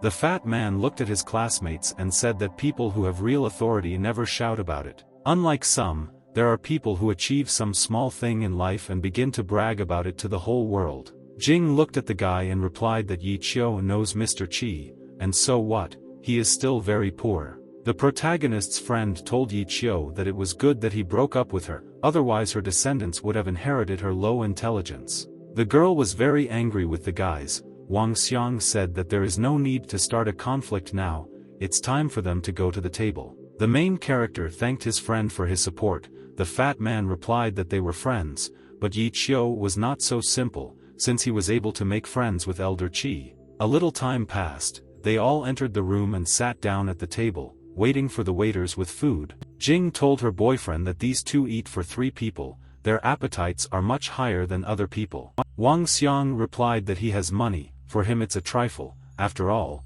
these guys are visiting such a luxurious place for the first and last time, let them enjoy the food. One of the classmates said that Wang Xiang has always been and will always be a very generous person. The fat man replied that the guy flattered Wang Xiang too much, didn't he see Qi talking to Yi Qiu? The guys said that Yi Qiu is trying too hard in Heng Fu's company, so it is not surprising that Mr. Qi knows him. The old man only values him as a small worker. Yi Qiu told his friend not to talk to them, they don't deserve to have a guy angry at them. The guy with green hair was very angry with these people. The fat man didn't understand why he even came to this banquet. The main character told the fat man that he had an idea, he wanted to open his own company and make money. Yi Qiu's friend was delighted, he could not believe that the main character had become such a successful person. The young guy replied that he wants to open his own company precisely because he is not successful. The fat man asked what kind of company he wanted to open, where and when. The guy would provide him with any help he could. The red-haired guy said that he wouldn't mind the fat man's help, he wanted to create a joint company. The friend replied that he definitely couldn't do this, he doesn't have money, so he has no right to participate in this, he can only become his subordinate. Yi Qiu smiled and replied that his friend should not worry about the money, he needed him. The guy with green hair said since he values him, he definitely won't let him down, although they don't have money, but they have the truth behind them, so they can handle it. The fat man wanted to know what kind of company they want to open. The main character said they want to open their own jewelry company. The fat man replied, even if they want to open a jewelry company, then this market is monopolized by 3 companies and it will not be able to survive. The young guy smiled and replied, of course you won't be able to stand, it will be very difficult. His friend said that they can try, he will be with him until the end, so they need to take a risk. Wang Xiang pointed his finger and said, he remembered that they had a game room there, he wanted to play with Yi Qiu. Jing asked her boyfriend why he called him, where could this guy have money? He smiled and told the girl that he could borrow him money, but he was afraid that Yi Qiu would not dare to challenge him. Classmates started laughing and saying, can this guy pay him back? Wang Xiang better not give him money, he definitely won't be able to pay it back. The girl said that lending money to Yi Qiu is the same as giving it as a gift, because how will this guy be able to return it? The main character smiled and said, since Wang Xiang invites him, he will not refuse him. Wang Xiang warns that they will play big, but if he cannot return the money to him, he will not demand it from him, the guy has a lot of money. Yi Qiu replied, he didn't need to borrow money, he had it, he just wanted to know what they would play. The rich guy asked, the main character knows how to play, 21 points, they play for 100 yuan per round. The young guy in the t-shirt replied, 100 yuan is too little, he wants to play for 500. The guy in the suit smiled and said, if Yi Qiu wants it, then he will play with him for 500 yuan. Next, the action takes place in the gaming room, Wang Xiang said, they start playing and he holds the bank, Yi Qiu agreed. The dealer started handing out cards to the guys, they were determined to beat each other in this game. The main character used his ability and thought, he will now look at his cards. Yi Qiu looked at the rich guy's cards and smiled, he knew that he would win it anyway. All the people watched this confrontation, they were all rooting for Wang Xiang, because he simply could not lose to the poor guy. The red-haired guy thought, the dealer has 15 points in his hands, she wants to take another card, his 2 cards have 7 and 9 points. The guy in the t-shirt looked at the dealer and said he needed another card. The fat man told his friend not to take another card because they already have 19 points and they might lose. The young guy did not listen to his friend and said that he needed another card. The friend was unhappy, he said if the next card exceeds 2 points, they will lose. Wang Xiang smiled and said that the greed of the main character would ruin him, all the people thought that the guy just wanted to take a risk. The dealer gave another card to the main character and the fat man was very happy, this card was the ace of spades and they had 20 points. All the people were very surprised that the guy was so lucky,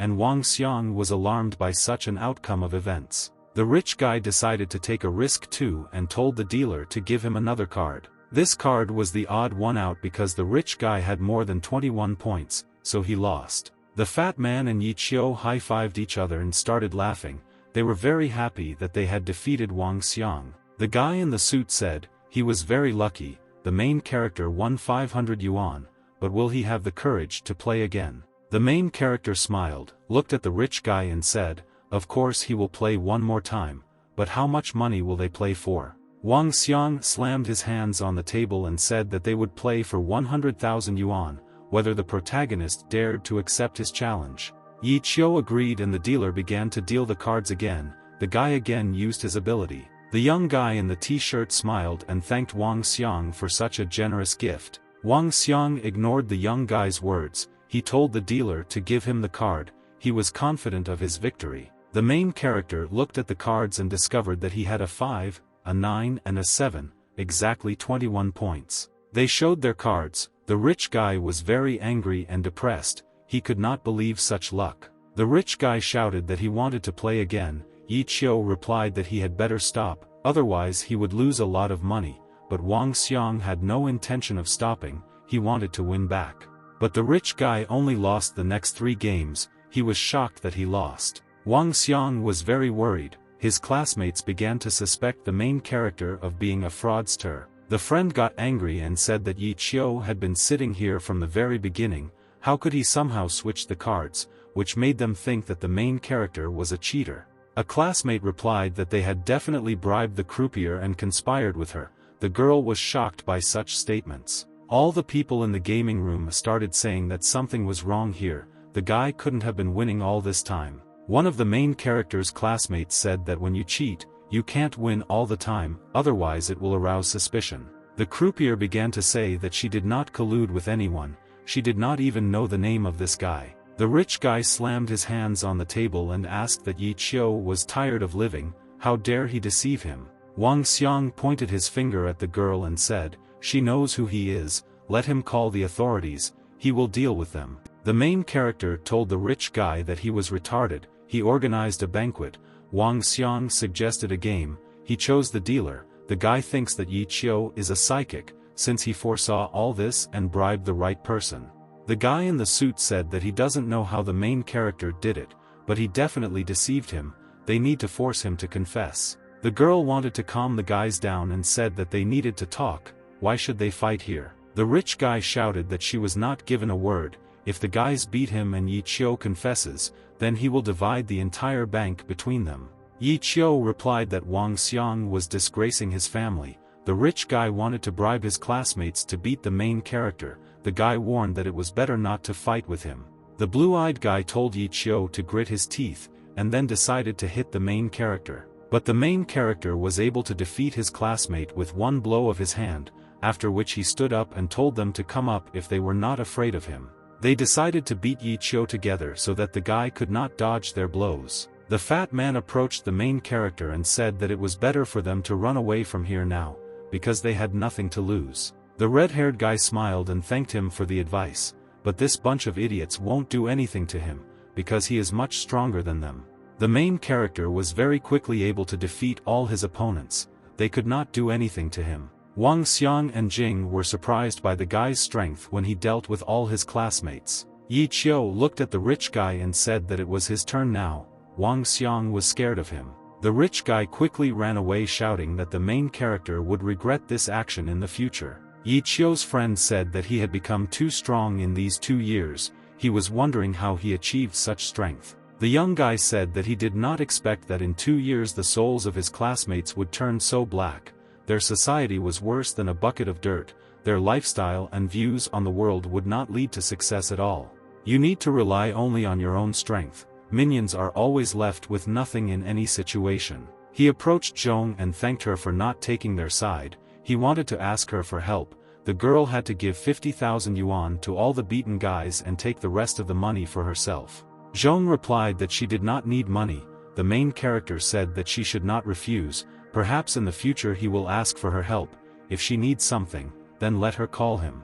The guys decided to leave this place, and the fat man said goodbye to the beautiful girl. A friend asked if the main character liked Zhong Hohot. If not, then why did he give her so much money? The main character answered what kind of strange logic he had.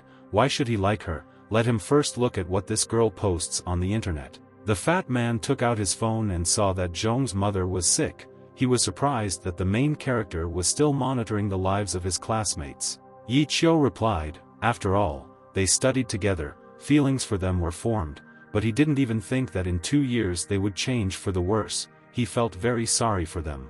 The green-haired guy smiled and said, why feel sorry for them? He is now like a father in their eyes. The red-haired guy told the fat man that if he cooperated with him, he would not regret it. They went outside and the main character got into a taxi, after which he said goodbye to his friend. Wang Xiang called some people and said that Yi Qiu went outside and got into a taxi, so they should hurry. The rich guy was sitting in the car and said that the main character is already a corpse, nothing will help him. Suddenly the taxi was cut off by a car. The driver was shocked how this man was given a license. The main character looked out the car window and saw a motorcyclist opposite him, who was watching the guy. The driver didn't understand why I surrounded them, he thought that the mafia did it. The main character was already starting to get tired of it. Yi Qiu smiled and told the driver to stop, these guys were coming for him. The stranger asked the main character who he had angered so much that the mafia came for him. The car stopped and some unfamiliar guy with a tattoo on his arm knocked on the car window. The red-haired guy opened the car window and asked what they needed from him and why they stopped the taxi. The man replied that their boss wants to see him. The main thing is that the guy listens to them, otherwise the man will beat Yi Qiu, and then he will go with them.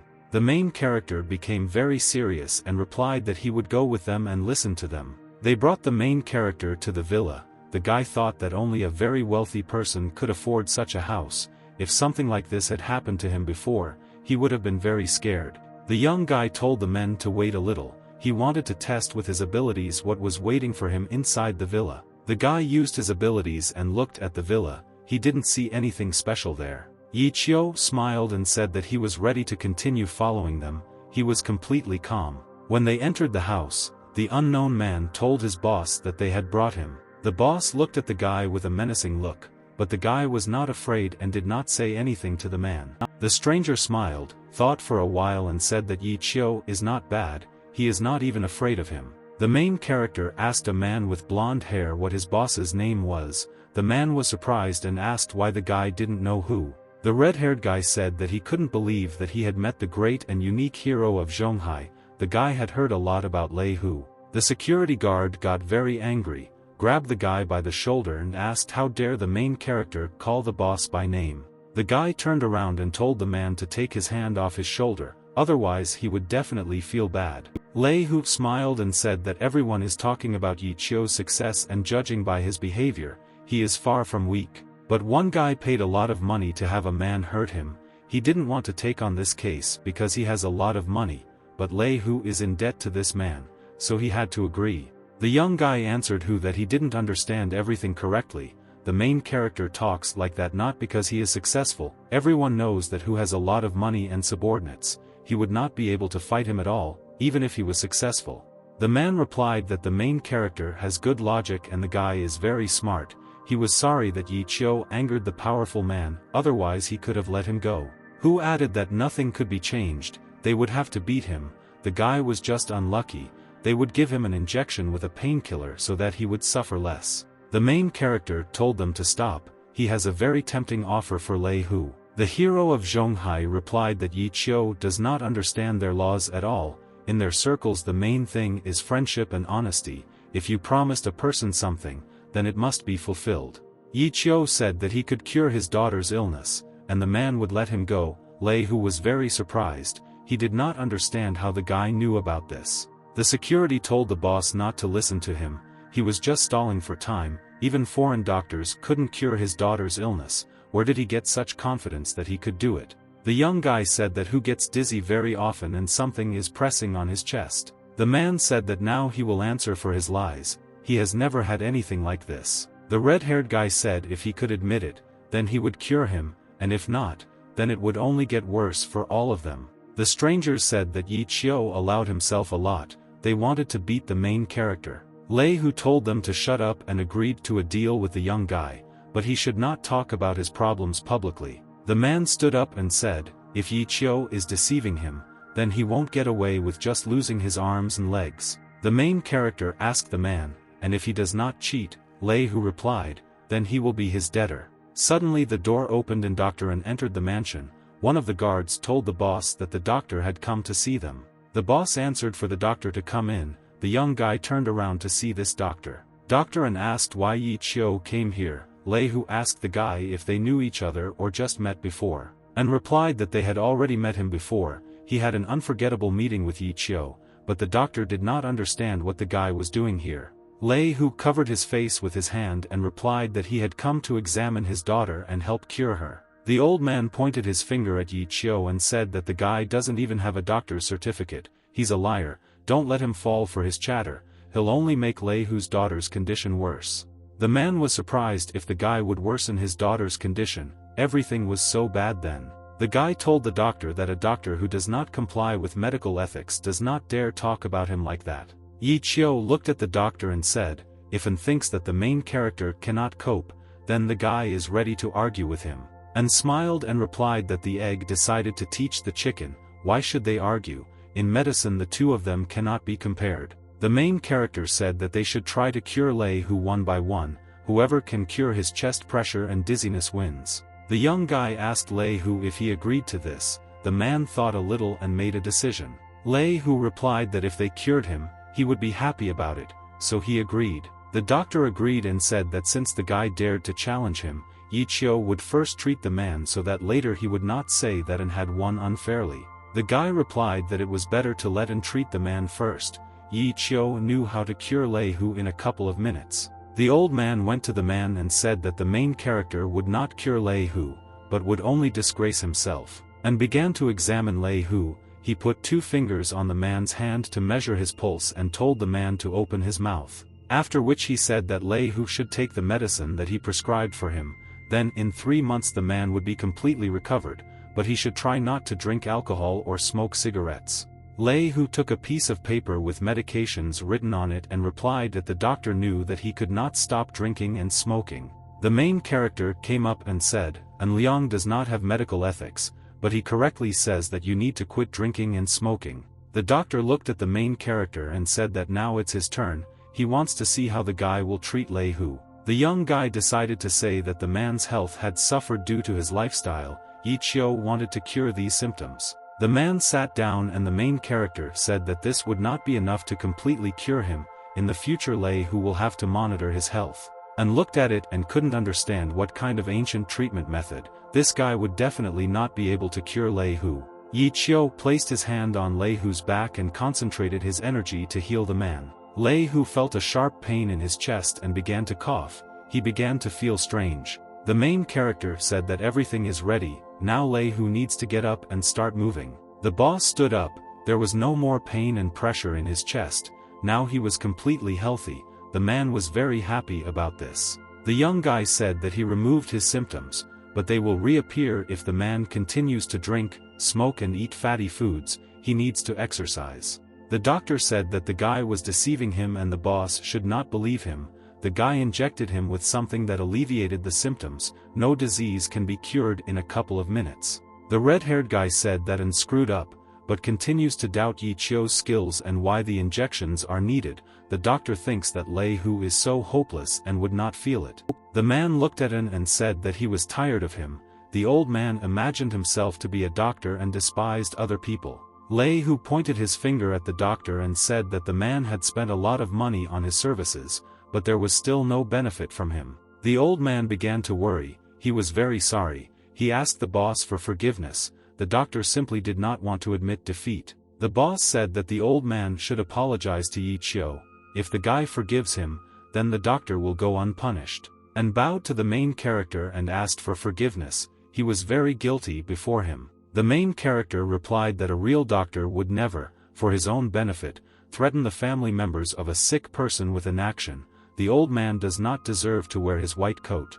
The doctor agreed with the young guy's words and told him to spare him. Yi Qiu told him that he didn't want to see him anymore. Lei Hu asked the main character, he doesn't want to see him, he can hire a person who will eliminate the old man and then Yi Qiu will definitely not see him again, and began to fear for his life and panic. He begged them not to do this. Yi Qiu replied that Lei Hu, there is no need to kill him, let him better leave, because he could not stand him. The man told the doctor to tell the old man to thank Yi Qiu for his kindness, and began to thank the main character for his mercy. The boss looked at the young guy and said that he admired his skill. The man could not believe that the main character was so talented. The young guy smiled and asked that Lei Hu still wanted to beat him up after everything that happened. Lei Hu laughed and replied that Yi Qiu made him laugh. The guy cured his illness and was also going to cure his daughter. If after that the boss forgets the guy's kindness, then he will not be human. The main character thought about it and asked Lei Hu what the man would do with the one who ordered him to beat the guy. He smiled and replied that Wang Xiang gave him a lot of money and ordered him to kill Yi Qiu. The man was in debt to his father. If not for this, he would not have taken this job, so the guy doesn't have to worry. Lei Hu will solve this question. Yi Qiu put his hand on his chest and said, he will try his best to thank the man by curing his daughter. The man replied, if Yi Qiu cures her, then he will perceive the guy as his own brother. Then in Zhonghai no one will dare to touch the main character. Next, the action takes place in the room of Lei Hu's daughter. The guy began to examine the girl. The young guy said that Dr. and Liang treated her too badly, and she developed serious blood stagnation in her organs. The boss replied that Dr. and also talked about blood stasis, but he couldn't cure it. He wanted to know if something could be done about it. The red-haired guy told them to give him a set of needles and turn the patient on his stomach. They turned the girl over on her stomach. She lay motionless and the young guy began to pierce her back with needles. When the man saw this, he was very afraid for his daughter and grabbed the fair-haired guy by the neck. The main character turned his head, looked at Lei Hu and told the girl to stand up a little so that he could look at the result. The guy came closer to the boss's daughter, looked at her and stretched out his hands to clap his hands. Yi Qiu clapped his hands and the girl closed her eyes, but then opened them again. The blonde man was glad that the girl blinked, and the father was also surprised by this. The man explained that when Yi Qiu clapped his hands, he scared his daughter, which is why she blinked, which means that she is reacting to external stimuli. The young guy replied that the fair-haired man said everything correctly. The treatment has an initial effect. When Lei Hu approached his daughter, he looked at her and asked if she could see her father, if she could feel his presence. Suddenly the device reacted, which meant that she saw her father in front of her. They were very surprised by this. The girl had a reaction. The device responded to a change in her heartbeat. Lei Hu cried. He took the main character's hands and said that he was very grateful to Yi Qiu.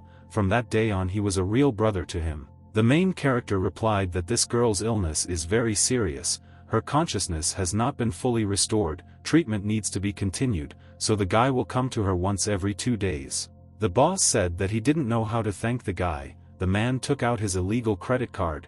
It had neither a password nor a limit. He decided to give it to the main character.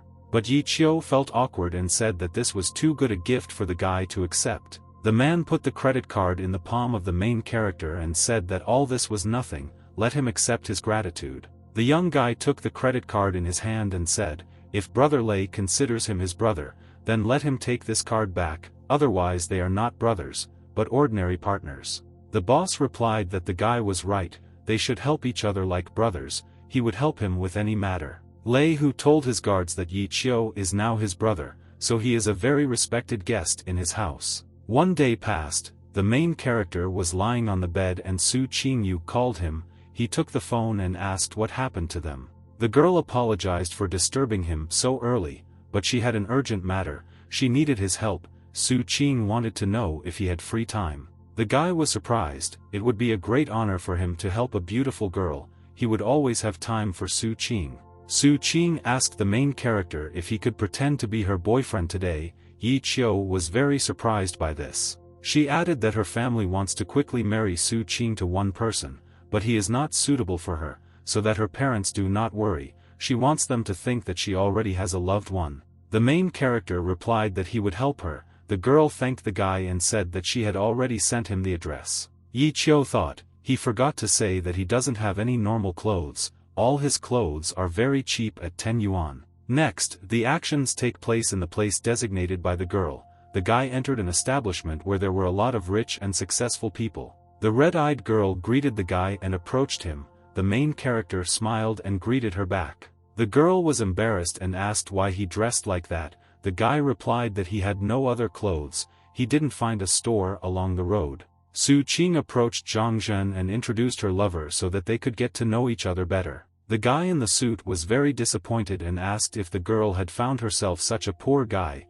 It was very strange of her. The beauty replied to Zhang, this is her choice, he has nothing to do with him. She was unhappy with the way he reacted to her boyfriend. Zhang Zhenyu said, he wants a good future for her, and her boyfriend is like a poor loser, how can she be happy with him? The guy added that he graduated from Harvard, and his salary is in the millions. With him the girl can live a carefree life. He approached the main character and said that Yi Chio should not disgrace himself in front of them. All people understand that he wants to become a gigolo.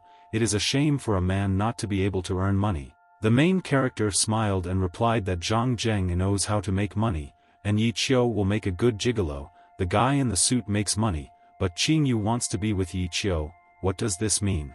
The rich guy looked at Yi Chio with bewilderment and asked, what does this mean then? Yi Chio hugged Su Jing and replied, this means that in her eyes the main character, as a man, is more successful and better than Zhang Zheng. The girl became embarrassed and asked why the guy was saying this. The guy in the suit got very angry and said that the main character is just very pathetic, all he can do is talk and not control his words. The red-haired guy asked Zhang Zhen if he thought his salary made him better than other people. Zhang Zhen replied that when the guy starts earning the same money as him, then he will be worthy to stand in the same room with him. The main character smiled and said, he will teach him a lesson so that Zhang knows that he is far from better than everyone else. He asked the rich guy if he knew the Hengfu company. Zhang replied that he knew, it was one of the large jewelry companies in Zhonghai. Yi Chio wanted to know if he knew Xiaomi Rui. Zhang asked what the main character wanted to say by this. The guy in the t-shirt replied that now he would call the girl so that she would come here and ask in front of everyone to give him an annual salary, then they would see which of them is a beggar. The rich guy laughed and said that Yi Chio thinks that he can order Hengfu company to do something.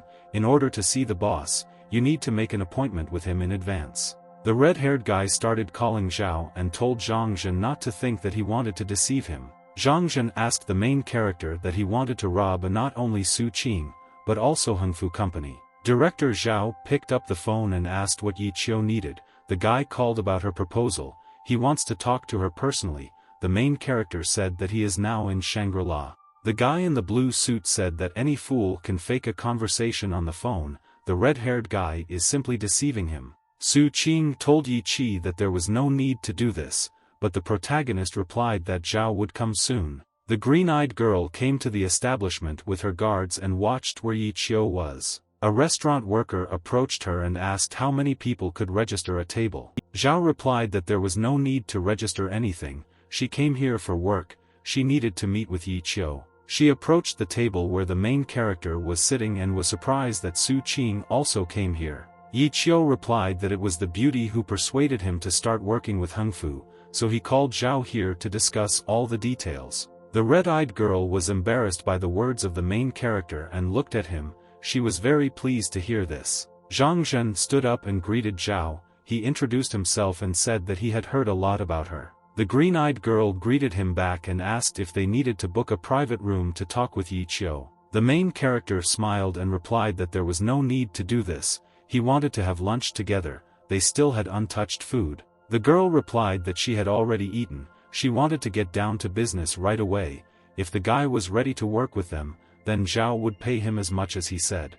The red-haired guy said he wanted her to name the salary that was suitable for him. Zhao smiled and said, she is ready to negotiate 10 million yuan a year, plus bonuses. The main character is a very valuable employee, so the bonus will also be in the millions. The young guy looked at Zhang Zheng to see his reaction. The rich guy was shocked. The green-eyed girl said, as a thank you for his consent, she wants to give him a luxury villa, and also provide him with a car with a personal driver. Yi Chio waved his hand and told the girl to wait a little. He had urgent business here. He approached the rich guy and asked how he was feeling now. Zhang Zhen felt very embarrassed in front of the main character. The guy in the t-shirt added that power is not how much you earn, but how much your skills are in demand. The main character told Zhang Zhen not to come near Su Qing again, and the rich guy had to leave here. The girl in pink clothes said, if he called her here just to prank this guy, then he has achieved his goal. Now let him sign the contract.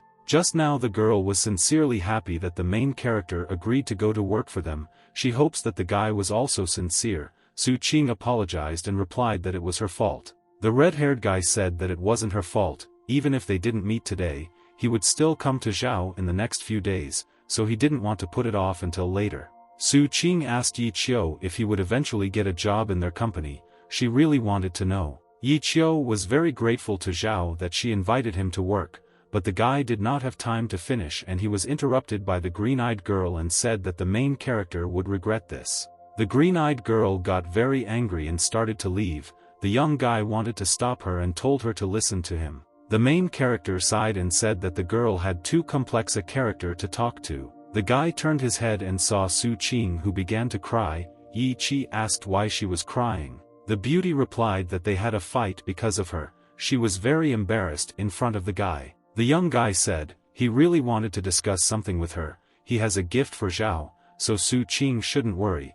When he makes her happy, the girl will forget about everything. Further actions take place at his friend's villa, where the guy pierced the back of Lei Hu's daughter with needles. They sat the green-haired girl on the bed to look at the results of the treatment. The guard said that during this time, she learned to move her pupils again. Let boss look at it. Lei Hu decided to come closer and look at his daughter. The man said that she just smiled. Yi Qiu walked over and said, the girl's consciousness is gradually returning. We need to pay attention to her mood.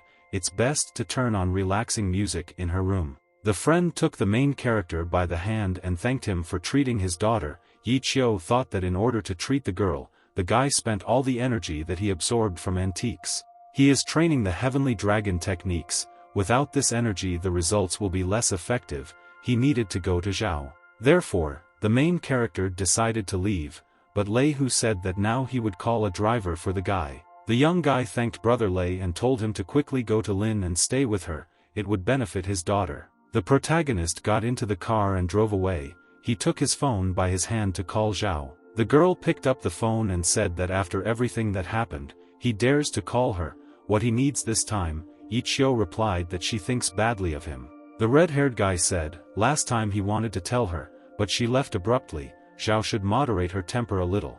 Zhao got a little angry with the main character and asked him to tell him what business he had with her. Further actions take place in some area where there are many villas. The main character goes by car to Zhao. The guy opened the car door and got out. Today he put on a nice shirt so that no one else would say that he was a beggar. Yi Qiu went to the guards and thought that it was not for nothing that this villa is considered the best in the city. It even has its own beach. The guards told the guy that this area was not intended for guests, so he needed permission. The main character replied that his name is Yi Qiu. Zhao knows about his arrival, so he does not need permission. The man smiled and said that if he was the boss's guest, he could let him through. A young guy entered the house and thought, this building looks very luxurious, but he did not understand where such unpleasant energy came from. He was met by some unfamiliar man in a wheelchair and a girl. He greeted them. Uncle Zhao smiled and said, he heard that Qi spoke very positively about the protagonist's skills, and besides, he has the appearance of a real gentleman. The red-haired guy waved his hand and replied, they praise him too much, he's not used to this. A green-haired guy approached the girl and said, this is the same Yi Qiu. Because of him, she doesn't want to communicate with him. Zhao Mengrui turned to the guy and said that he had understood everything wrong, but the guy said that now there are many deceivers in the world who pretend to be sorcerers. It was necessary to check the main character. The guy thought that he was deceiving them. Everyone was shocked by the words of the green-haired guy. Yi Qiu replied, there are a lot of deceivers now. Everyone likes to pretend to be feng shui masters. How can some people like them understand anything about it? The man behind the unfamiliar guy said, the main character knows who they are. They are the heirs of the Southern Temple, experts in metaphysics. Mao Jia has already reached a very high level of skill. No one dares to insult the adherents of their temple. First you need to look at yourself, then judge the masters. The main character said that they were still saying something about him. If they were such great masters, then why didn't the men destroy all the bad energy in this villa? Uncle Zhao wondered how Yi Qiu knew that there was bad energy in their house. This guy also understands mysticism. Mao Jia smiled and asked that the main character could simply drive away the evil spirits from this house. The heirs of the Southern Temple said that the young guy did not know what he was doing. If this evil spirits were so weak, they would not have been called here. A real master had already come here, but he was swallowed up by the evil spirits. The green-haired guy said that he was waiting for the evil spirits to devour the main character. He was sorry that his cries for help would only complicate his work. Yi Qiu asked what would happen if he dealt with the evil spirits. Mao Jia replied that if this happened, he would become his student.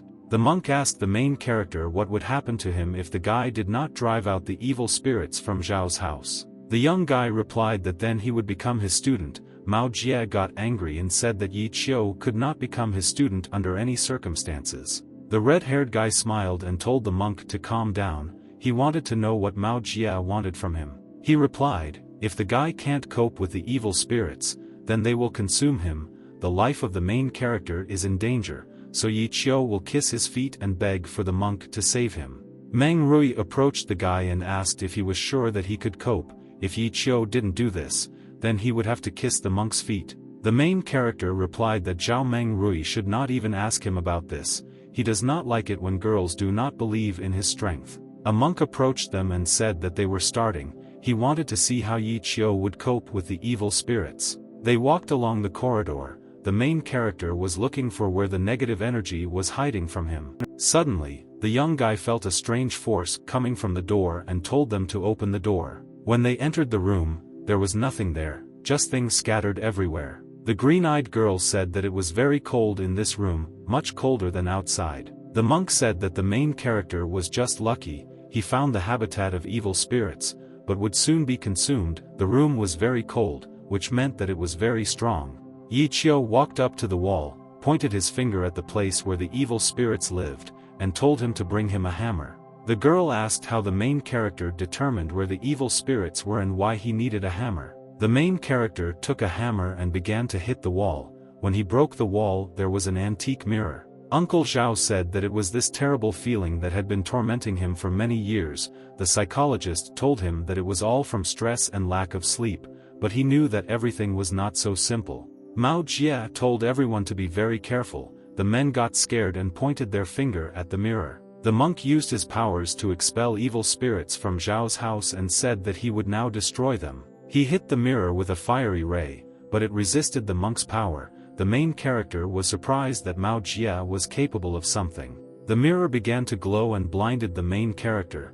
He could no longer look at it. The green-haired guy didn't understand how this was even possible. There wasn't a single scratch on him. Suddenly, the monk's strongest weapon could not stand it and broke in his hands. He was shocked. The mirror flew up above them and emitted an incredibly powerful aura. Everyone was surprised at how strong the evil spirits were. The evil spirits decided to shoot the monk with their beam, but the main character saved him, because the guy would have died. A fiery ray hit nearby objects. Everyone was very surprised by such a powerful force. Mao Jie was confused. He didn't know what to do. Yi Qiu shouted for everyone to get out of this room. The main character pointed his finger at the exit and everyone began to run away. He shouted that it was very dangerous in this room. Suddenly, the mirror shot a fiery beam right at the young guy's head, and he turned around to see what was happening behind him. Yi Qiu was unable to dodge this shot and the mirror hit the main character. His pupils disappeared. The monk looked at Yi Qiu and asked what happened to the guy. He really didn't want to be left alone in this room. The red-haired guy opened his eyes, but now they glowed blue and a third eye appeared on his forehead. The young guy began to look at the ceiling. It stood motionless and began to glow with a bright light. Further actions take place in another room, where the main character is lying on the bed. Everyone was very worried about him. The guy opened his eyes. The green-eyed girl leaned towards him and asked how Yi Qiu was feeling. He replied that he was fine, only his body hurt a little, but they didn't have to worry about him. Meng Rui sat down on his bed and told him to lie down and rest. They shouldn't go back to that room. The main character sat down on the bed, looked at the girl and asked what happened to the mirror. The green-eyed girl replied that it was better not to approach the mirror, it was too dangerous. The young guy got out of bed and said he thought the mirror was no longer a threat. They went to the room where the mirror lay. It no longer glowed, so the main character approached it, after which he took it in his hand. He said that Uncle Zhao's body was weakening because of this mirror, but now he had driven out all the evil spirits from him, so the man would begin to gradually recover. Yi Qiu turned around, looked at the monk and said that Mao Jie had lost their argument. The monk bowed and said that he was grateful to the main character for saving his life. Mao Jie would never forget this, and then apologized for his rudeness. The guy smiled and said that he accepted the monk's apology, but he would not take him as a student. The green-haired guy grabbed the main character with his hands and begged him to take him as a disciple. He wants to fulfill the terms of the dispute. Yi Qiu was embarrassed by the monk's words. The main character answered, in fact, he doesn't even know what Mao Jia can teach and how to do it. Mao Jia looked at the red-haired guy and said, his skill is the most important motivation for him. He hopes that when his level becomes higher, Yi Qiu will be able to teach him what the main character knows. The red-haired guy said, if he doesn't have to teach him anything for now, then so be it. But Yi Qiu didn't want the monk to call him a master because he was embarrassed. Mao Jia agreed with the guy. The young man turned around and saw the green-eyed girl looking at him. He didn't understand why she was looking at him with that look. It was even scarier than that mirror. The green-eyed girl told the main character to tell him what other talents he has. Yi Qiu replied that he has many more talents. He is very good at love techniques, so the girl need not worry about him. Meng Rui screamed that the guy was a fool and raised her hand to hit the main character in the face. But Uncle Zhao intervened and said that there would be no violence in his house, so the girl should stop. Meng Rui stopped and decided not to hit the guy. The girl decided to leave. Uncle Zhao approached the young guy. He offered to talk with Yi Qiu in the living room. The guy agreed. They went to the living room and sat on the sofa. The man said that thanks to the young guy, all the residents of this house can now breathe a sigh of relief. He thanked Yi Qiu for this. The main character smiled and told the man to call him by his name, because he was older than Yi Qiu and there was nothing to thank him for. The man said, maybe it didn't mean anything to Yi Qiu, but for him, exorcism was a matter of first importance, so he decided to give the guy 100 million yuan.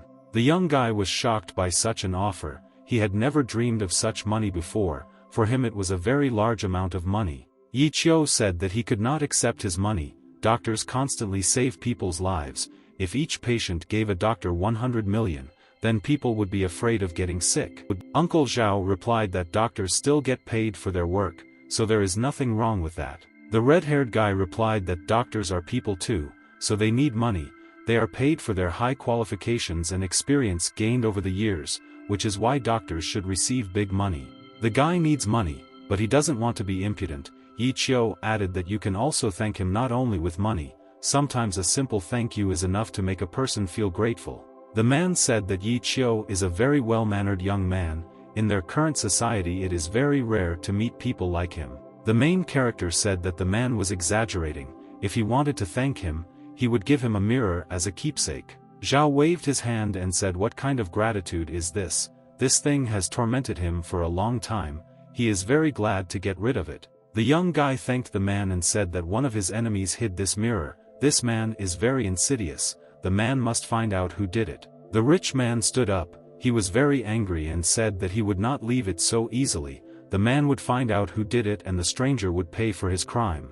Yi Qiu said, they are all gathered here, so the guy wants to talk to them about further cooperation. The green-eyed girl said that she had invited him to work in Hengfu many times, but Yi Qiu had turned her down, so she didn't understand what the guy wanted to talk about. The young man approached Meng Rui and replied that he refused her precisely because he did not want to work for other people. The man asked what the main character wanted. The guy replied that he wanted to literally cooperate with their company. Meng Rui said that if he wants Hengfu shares, they have a lot of shareholders, it will be a very difficult matter. The girl thought for a while and asked Yi Qiu if he wanted to start a business from scratch. The main character replied that she thought correctly. The beauty wanted to know how they would cooperate if the young guy did not yet have his own business. The main character said that he wants to start a jewelry business. He has talent, and they have money. The green-eyed girl asked Yi Qiu how they would divide the shares of the company. The young guy smiled and answered, 40 to 60. The white-haired girl said that they would allocate money, but they were entitled to 60% of the company's shares. Yi Qiu disagreed. He wanted 60% of the company's shares to be his. If there were more shareholders, he could offer them up to 51%. Meng Rui did not agree to such conditions, because they would give him money. He has nothing now. The young guy said that he did not agree with the girl, so he would not agree to such a proposal. Meng Rui said that in the jewelry business, the size of the deposit is important, so he needs an initial capital of 500 million yuan. She can give him this money, but it won't be fair because the guy doesn't want to give her 60% of the company's shares. The main character replied that he adheres to his principle. Meng Rui has no risks and the more money she gives, the more she will receive back later. The green-eyed girl asked why the guy said that she had no risks. She thought that Yi Qiu wanted to deceive her. The red-haired guy replied that trust is very important in a joint business. They had not yet begun to cooperate, and the girl already suspected him of deception. He did not want to continue this conversation further. Yi Qiu walked up to the man and said that he had better leave. He wished Uncle Zhao to take care of himself. The guy in the blue shirt turned around and left with a smile, while Meng Rui looked at him and seethed with anger. The green-eyed girl pointed her hand at the main character and told the man that the guy had behaved very badly. The man smiled and replied that now she owns the company, so the girl chooses her partners. Meng Rui thought for a while about the man's words and shouted for the young guy to stop and not leave. She ran up to the main character and said that she agreed to his proposal, now he should be happy. The young guy replied, he knew that Meng Rui would not miss a good chance because she was a very smart girl. After that, they went to the man. He congratulated them on the successful negotiations. Now they are real partners. He wanted Yi Qiu to take care of Meng Rui. The main character replied that he would take care of Meng Rui and their business would bring in a lot of money. Further actions take place in the car. The guy told the driver to turn left. There was a narrow passage. This would allow them to take a shortcut. The taxi driver turned left, but the bandits were waiting for them. The driver thought that they wanted to rob them. The men took machetes and bats with them, surrounded the taxi and told them to stop because it would only make things worse for them. Yi Qiu told the taxi driver not to worry, these people came for him, so they won't touch him. The guy quickly called Brother Lei. He wanted him to send his guys to help him, and then sent him his location. The bandit broke the window of the taxi and ordered the guy to stop talking on the phone and get out of the car. The red-haired guy opened the car door, got out and asked the bandits who sent them after him. But at that moment a man approached him from behind and kicked the main character in the back. The guy took the blow and remained on his feet. The main character got very angry with the man, turned his head, looked at him and asked if it was polite to hit a person who was talking to them. The man said that Yi Qiu is completely stupid, he doesn't even know who hired them, so now he will get it on his head. The bandit hinted that today their task is to find him a job. He said that the bandits would make a disabled man out of a young guy and force him to beg for money on the street. They really liked the prospects of the main character. The young guy took the man's bat aside and replied that they should leave here, otherwise they would regret their action. The stranger said that the guy was acting very stupidly now, so let his men beat him, and then they would see whether Yi Qiu should be spared or not. All the bandits attacked the main character in a crowd and shouted that he needed to be beaten. Yi Qiu stood motionless and waited for their attack. A bandit ran up to him and wanted to hit him in the face. He waved his fist, but the young guy easily dodged this blow. The bandit was shocked by the guy's reaction. After which the main character quickly grabbed the man by the throat and pushed him to the ground with all his strength. The stranger understood that he was already finished. When the bandit fell to the ground, another man ran up to Yi Qiu from behind, only he was already with a bat. But the guy foresaw this and looked at him. The red-haired guy kneed the man in the stomach and he could no longer continue the fight, along with his friends. But a bandit quietly approached the young guy and hit the guy on the back with a bat. Yi Qiu was in a lot of pain, but he didn't want to give up. The main character swung his fist with all his might and hit the man right in the face, causing a pair of teeth to fly out of the bandit's mouth. A very brutal fight began, where everyone wanted to beat up the main character. There were a lot of bandits, but the main character did not lose hope of victory. After that, a little time passed. The only person who remained standing was Yi Qiu. He examined the bandits to see at least one conscious. Yi Qiu saw one man who was trying to run away from the young guy and walked up to him, grabbed him by the t-shirt and asked who hired them. If he didn't tell, he would end up in the hospital. The stranger said that if he did this, then the main character would definitely be finished, so he had better let him go. They were interrupted by some red-haired guy.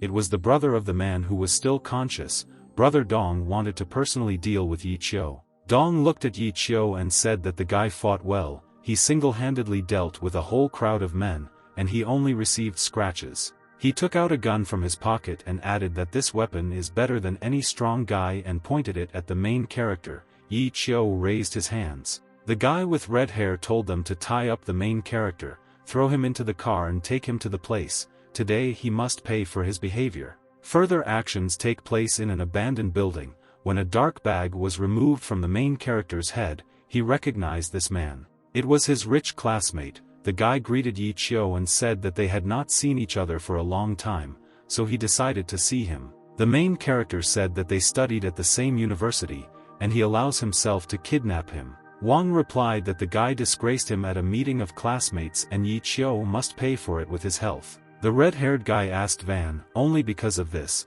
he decided to kidnap him. The rich guy was too arrogant, this shame hurt his pride. The rich guy said, Yi Qiu has two options, the first option, he breaks his limbs, the second, he films the main character on his knees, apologizes to Wang and hits himself in the face.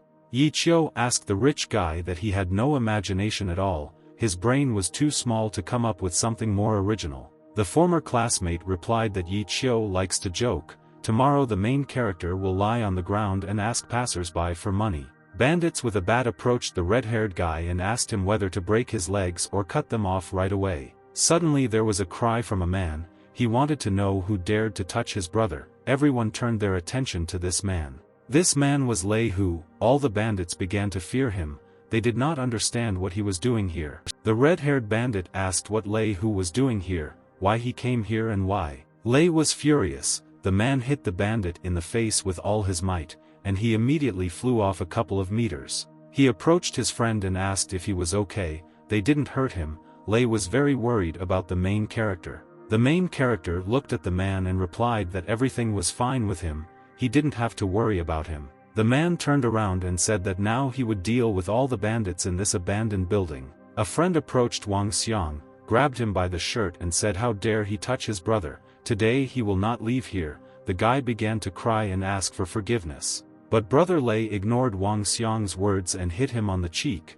The guy screamed in pain and blood flowed from his mouth. Lei went to beat up the other bandits, they couldn't do anything to him. The guy told the man to stop doing this. The white-haired man grabbed the red-haired bandit and shouted that Wang Xiang was stupid, he was just getting started. When the guy heard this, he began to tremble, he was very afraid of Lei, who was furious with what was happening.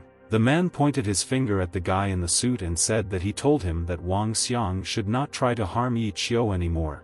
He asked a question, he didn't care about Lei's words. Wang Xiang knelt down and began to apologize, he was very guilty towards the man, he said that in the name of his father, let him not kill him. He approached the rich guy and began to beat him, after which he said that the guy did not listen to him, and now he asks him for forgiveness and mercy. The rich guy told Yi Qiu that he was his former classmate, let him ask Lei to spare him and he is no longer his main character. Yi Qiu replied that Wang Xiang recently wanted to make him disabled, and now he remembered that they were classmates. The guy in the suit begged to forgive him, he made a mistake, the guy will return Jing to the main character and give him a lot of money, but let them spare him. The main character untied his hands and replied that he did not need money and this girl. Yi Qiu told Lei not to kill or maim Wang Xiang, but he must suffer. Lei smiled and told Yi Qiu not to worry, he knows how to make Wang Xiang remember this day for the rest of his life. The young guy in the shirt decided to leave. Behind in the abandoned building, Van shouted for the man to spare him. Further actions take place in the hospital, where the main character went to visit his grandfather. The red-haired guy opened the door and walked into his grandfather's room. Guoqing greeted his son and told the guy to say hello to his grandfather. Yi Qiu was a little ashamed and said that he had been too busy lately, so he did not come to see his grandfather. Grandfather replied that the doctor said that the operation was successful and he was almost recovered, so the main character does not need to worry about him. Guoqing said, a couple of days ago, 2 doctors came from Qingzhou especially for grandpa, the director of the hospital should be thanked well. The guy replied that he would thank the director of the hospital later, today he would sit with his grandfather, and let his father rest. The father was against it and he said, the main character worked a lot, it would be better for him to sit with his grandfather, and let Yi Qi rest. The main character smiled, took out a diary and told his father that he would have a good rest here, so he didn't have to worry about him. The man told the guy not to read the heavenly dragon technique before going to bed, otherwise he would have strange dreams. The young guy smiled and told his father not to worry, he could handle everything himself, so he needed to rest. Further action takes place in the main office of the Henfu company, where the main character was heading. The security guard did not let the young guy through and said where he was going without a pass. The guy was a little confused. The man explained that if the guy doesn't have a pass, he won't be able to go further because he's tired of the deceivers. The young guy asked why the guard thought he was a deceiver. He came to Zhao Mangrui, the main character is her guest. The stranger said if he is her guest, then he is a member of her family, and if not, then let him leave here, because he will get hit on the head with a baton. The main character said that he was not a member of her family, he came to Zhao, and if the guard kicked him out, he would get hit on the head by the girl. Some unknown man came up to them and said that they had not seen each other for a whole year, when he had time to slide down so much. The red-haired guy waved his hand and replied, "Is Yang Baoqing worthy of talking to him like that?" Yang Baoqing replied, "The guy now works in a bad job and still dares to be rude to him, he knows what position the man currently holds." He pointed a finger at himself. The man is now the director of the 6th Market Department and the main character says that he is not worthy to talk to him. Meng Rui told the girl to write down his name and send a request to the personnel department for dismissal. The man thought that they wanted to fire Yi Qiu from his job and asked that the guy heard Zhao want to be fired as soon as possible. The director of the 6th department ran up to the green-eyed girl and told her not to be angry. This Yi Qiu knows no boundaries at all, he swore at the guard, but they just wanted to stop him and punish him. The girl said that these workers from the market department were rude to her dear guest, this was causing damage to their company, she decided to fire them and blacklist them. She approached the main character and asked for forgiveness for their behavior. The main character said that there was nothing wrong with it. Su Qing approached the man and asked why they were still standing here, let them go to the personnel department. They were shocked that they were the ones who wanted to fire them. Yang Baoqing ran up to the main character and asked for forgiveness. He begged him so that the man would not be fired from his job. He was ready to do everything so that he would forgive him. Yi Qiu said that Yang Chengbao was angry with him because they used to work in a branch of the store. He constantly created problems for the main character, but the guy did not respond with anger to his actions. The man used his connections, did nothing at work, and then dumped all the work on the red-haired guy. Why then did the company need such an employee? Talented and diligent workers did not receive a promotion, but he became the head of the department with the help of connections and he is not ashamed to be proud of it. The guy thinks that there is no place for someone like him here. The guards took Yang Baoqing away and said, "He can go, the man doesn't have to worry, he will receive compensation for his dismissal." Next, the action takes place in the office. The girl and Yi Qiu sat on the sofa and Su Qing brought them tea. The young guy got up from the sofa and said that he wanted to talk with Su Qing, so she should sit next to him. The green-eyed girl thought that the guy dared to flirt with her assistant in front of her. This made Meng Rui very angry. She didn't understand why she was so angry with the main character. She didn't like guys like Yi Qiu. He thinks that all the people around him are stupid because he himself has talent. Meng Rui told her assistant to sit next to them if the protagonist wanted it that way. Su Qing sat down next to the young guy. Yi Qi thanked the green-eyed girl for allowing her assistant to sit next to them. The red-haired guy said that they would earn a lot of money. He wanted to ask about the structure of Xingzhu Company, especially about its employees, if they have a suitable candidate. The white-haired girl said that she has one candidate, he should come to them soon. Yi Qiu told the girl not to tell him who he was. The guy wanted to find out what kind of person he really was. Suddenly, someone knocked on the door. Su Qing walked to the door and opened it. An unfamiliar guy stood in front of them. An unfamiliar guy approached them, greeted Meng Rui, and asked who the gentleman was sitting next to her. The girl replied that this was her friend, he had nothing to do with their company, so he needn't worry. The green-eyed girl said that this was Mr. Lai Jianhua. He graduated from Harvard Business School, worked on Wall Street for 3 years. She took him from a major management position in one of the prestigious companies. The main character approached the guy, decided to say hello and extended his hand. He introduced himself, but Lai Jianhua did not answer anything and did not shake his hand. Meng Rui looked and asked Lai Jianhua if he had completed the business plan for their company. The guy in the red jacket said that he did it in one night, so he wanted her to look at his plan. The white-haired girl took his plan in her hands and started watching. It was pretty good and very professional. She asked the main character if he would look at this plan. Yi Qiu agreed. Lai Jianhua drew attention to this. Lai Jianhua said that Yi Qiu does not have knowledge in this field. Is there any point in showing him this plan? Yi Qiu replied that Meng Rui was afraid that he might have made a mistake in the plan because he wrote it at night, so he wanted him to check. The guy with brown hair got angry and asked, Yi Qiu decided that he had the right to check him. The red-haired guy began to read the plan and said that this plan made no practical sense. The company employee replied that he provided charts, tables, statistics and analysis. He used all his knowledge, so he wants to know what he did wrong. The green-eyed girl thought, the main character thinks too much of himself, this time he will disgrace himself. Opposite him is a Harvard graduate. She wanted to see what he would say to Lai Jianhua. The main character said that the 6th line on the 8th page says that in a year they will open 13 branches of Zhonghai, in 3 years they will monopolize the entire city, and also capture the market of the entire province. Meng Rui was shocked why she couldn't find such a serious flaw in Lai Jianhua's plan. Lai Jianhua replied that what was wrong with his plan, if they captured the market, they could sell more goods, become a large enterprise in the market and develop further. Yi Qiu asked, he had knowledge from Harvard and experience from Wall Street, but he decided to apply it to Zhonghai City. Lai Jianhua had just returned to China and forgot how things work here. The guy with brown hair replied, the main character is completely clueless. Lai Jianhua wants to rely on the main link, pull up everything else and quickly capture the market. The red-haired guy shouted, Hengfu, Fuyun, Funchun, these are the 3 big companies in the city, they own most of the market. He doesn't know about the unfair competition and monopoly in this city. He continued that everything here is not the same as in America, there are small and large differences, but there are more small differences and they cannot be ignored, otherwise the company is doomed to failure. Meng Rui owns the Hengfu company, so this company will not push them out of the market, but Fuyun and Fuzhong will absorb them at the first opportunity. They have connections with the mafia and the government. It will be very difficult for them to master the provincial market. Yi Qiu needs to look for special ways of development. The main character took his business plan and gave it to the green-eyed girl so that she would honor it.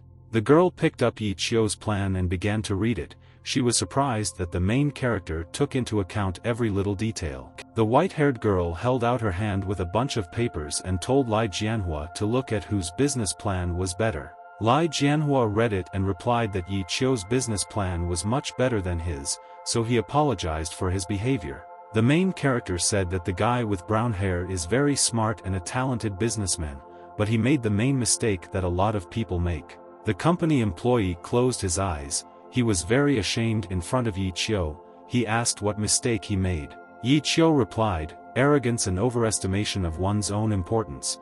The main character knows that Lai Jianhua can handle the task much more successfully than most people. The red-haired guy added that if he admits his mistakes and learns from them, he will gain much more valuable experience from the lessons learned. The brown-haired guy bowed and said that Yi Qiu's words woke him up from a deep sleep. He thanked the main character for his advice. The main character smiled and replied that the guy immediately learned this lesson. This is the secret of success, but even Yi Qiu cannot cope with his arrogance. The green-eyed girl said, now they can all be considered partners. She wanted to introduce Yi Qiu. Meng Rui said that the main character is the founder of Xinjue Company. Lai Jianhua was surprised. He should have called him Director Yi Qiu. The guy hopes that the main character will not be angry with him. The red-haired guy replied that their company will rely on him as a highly qualified specialist. Yi Qiu believes that they can achieve their goals. They sat down on the sofa. Yi Qiu said, they found the general manager, but there are 2 more candidates from him, so he wants them to help him make decisions. Yi Qiu looked at the red-eyed girl and said, he wants Su Qing to become the deputy general manager. The red-eyed girl stood up and said that this was impossible. She thanked Yi Qiu for giving her the opportunity to take such a position, but Su Qing could not cope with her. The main character said that Su Qing underestimates herself, so he wants Meng Rui to give her opinion on her abilities. Meng Rui replied that the main character is too arrogant, has not yet created a company, and is already poaching its employees. The green-eyed girl said, Su Qing's abilities are at a high level, she will definitely cope with any position. Meng Rui is sure of this, and she can also make an adequate decision in any situation. Su Qing has always been Meng Rui's assistant, but the green-eyed girl understands that Yi Qiu is offering her a more promising position, so the girl must agree. Lai Jianhua raised his hand and said that Meng Rui definitely cannot make mistakes in personnel selection, so he fully supports the girl. The red-haired guy said that he has another candidate. He is his former classmate. His main traits are decency and honesty. One of these days he will invite him to an interview. He added that as far as their job is concerned, they should realize that the guy took them not because they are his friends but because of their skills, so they should do their job well. Meng Rui told the young guy that his business plan was very good, and then asked a question. He wrote it himself. The main character smiled and asked, "The green-eyed girl does not believe that he is capable of this." The white-haired girl answered, "She doesn't believe him, he has no experience in running a business and relevant knowledge." She wanted to know who wrote him a business plan. Yi Chio said that he wrote it himself. He still didn't show a lot of his talents because he was afraid that the girl would fall in love with him. The girl got angry and replied that she didn't know about his talents, but the main character had a lot of impudence. The red-haired guy looked at the girl and said, he wants to visit the Henfu Company warehouse and help Meng Rui evaluate all the antiques. The green-eyed girl said that their antiques are now in the company's main warehouse, which is not easy to get into now. The young man replied that Meng Rui was the general manager, so they would definitely be allowed into the warehouse. Meng Rui replied that very expensive things are stored in the warehouse, their amount exceeds the city budget, so not only her company is engaged in security, he cannot pass only as a guest of the girl. The main character waved his hand and said, "If this is so problematic, then we need to close this topic." The white-haired girl thought for a moment, and then said that she had one way to get to the warehouse. A warehouse security guard has been working for their company for more than 10 years. One day there was a fire in the warehouse, and a man, risking his life, pulled exhibits from the fire. He received many burns and almost died.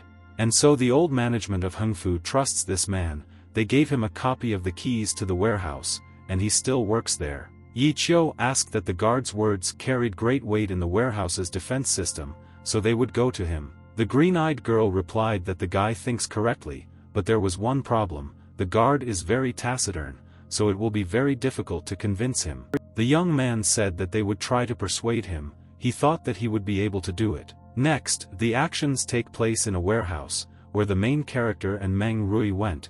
They got out of the elevator and a man with glasses was waiting for them. They walked further. Yi Chio was surprised how good the warehouse of a large company looked. It had a good level of protection. The warehouse even had explosion-proof walls. Meng Rui and Yi Chio noticed a man standing and looking at them. He recognized the girl, but did not understand why they came here. The white-haired girl walked up to the man, smiled and greeted the guard. She thanked him for still working for them. The man replied that he should thank her for her trust and care. She gives the old man the opportunity to work and get good money.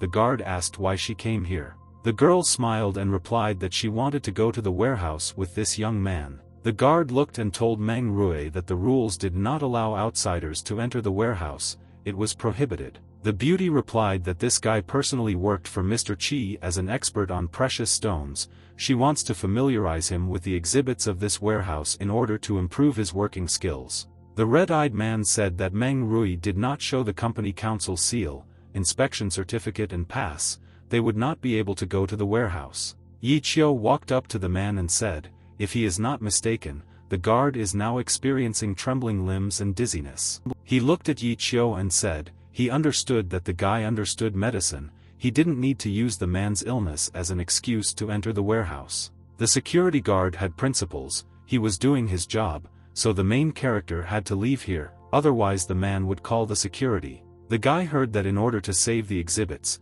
the man risked his life. Yi Chio wanted to cure the guard because he admired this act, but he did not expect that this hero would be a stubborn donkey. The main character approached the guard and sat him down on a chair. The man did not expect that a young guy could have so much strength. The red-haired guy told him to sit down. He shouldn't be afraid. He wouldn't break into the warehouse. Yi Chio believed that the man's character was very bad.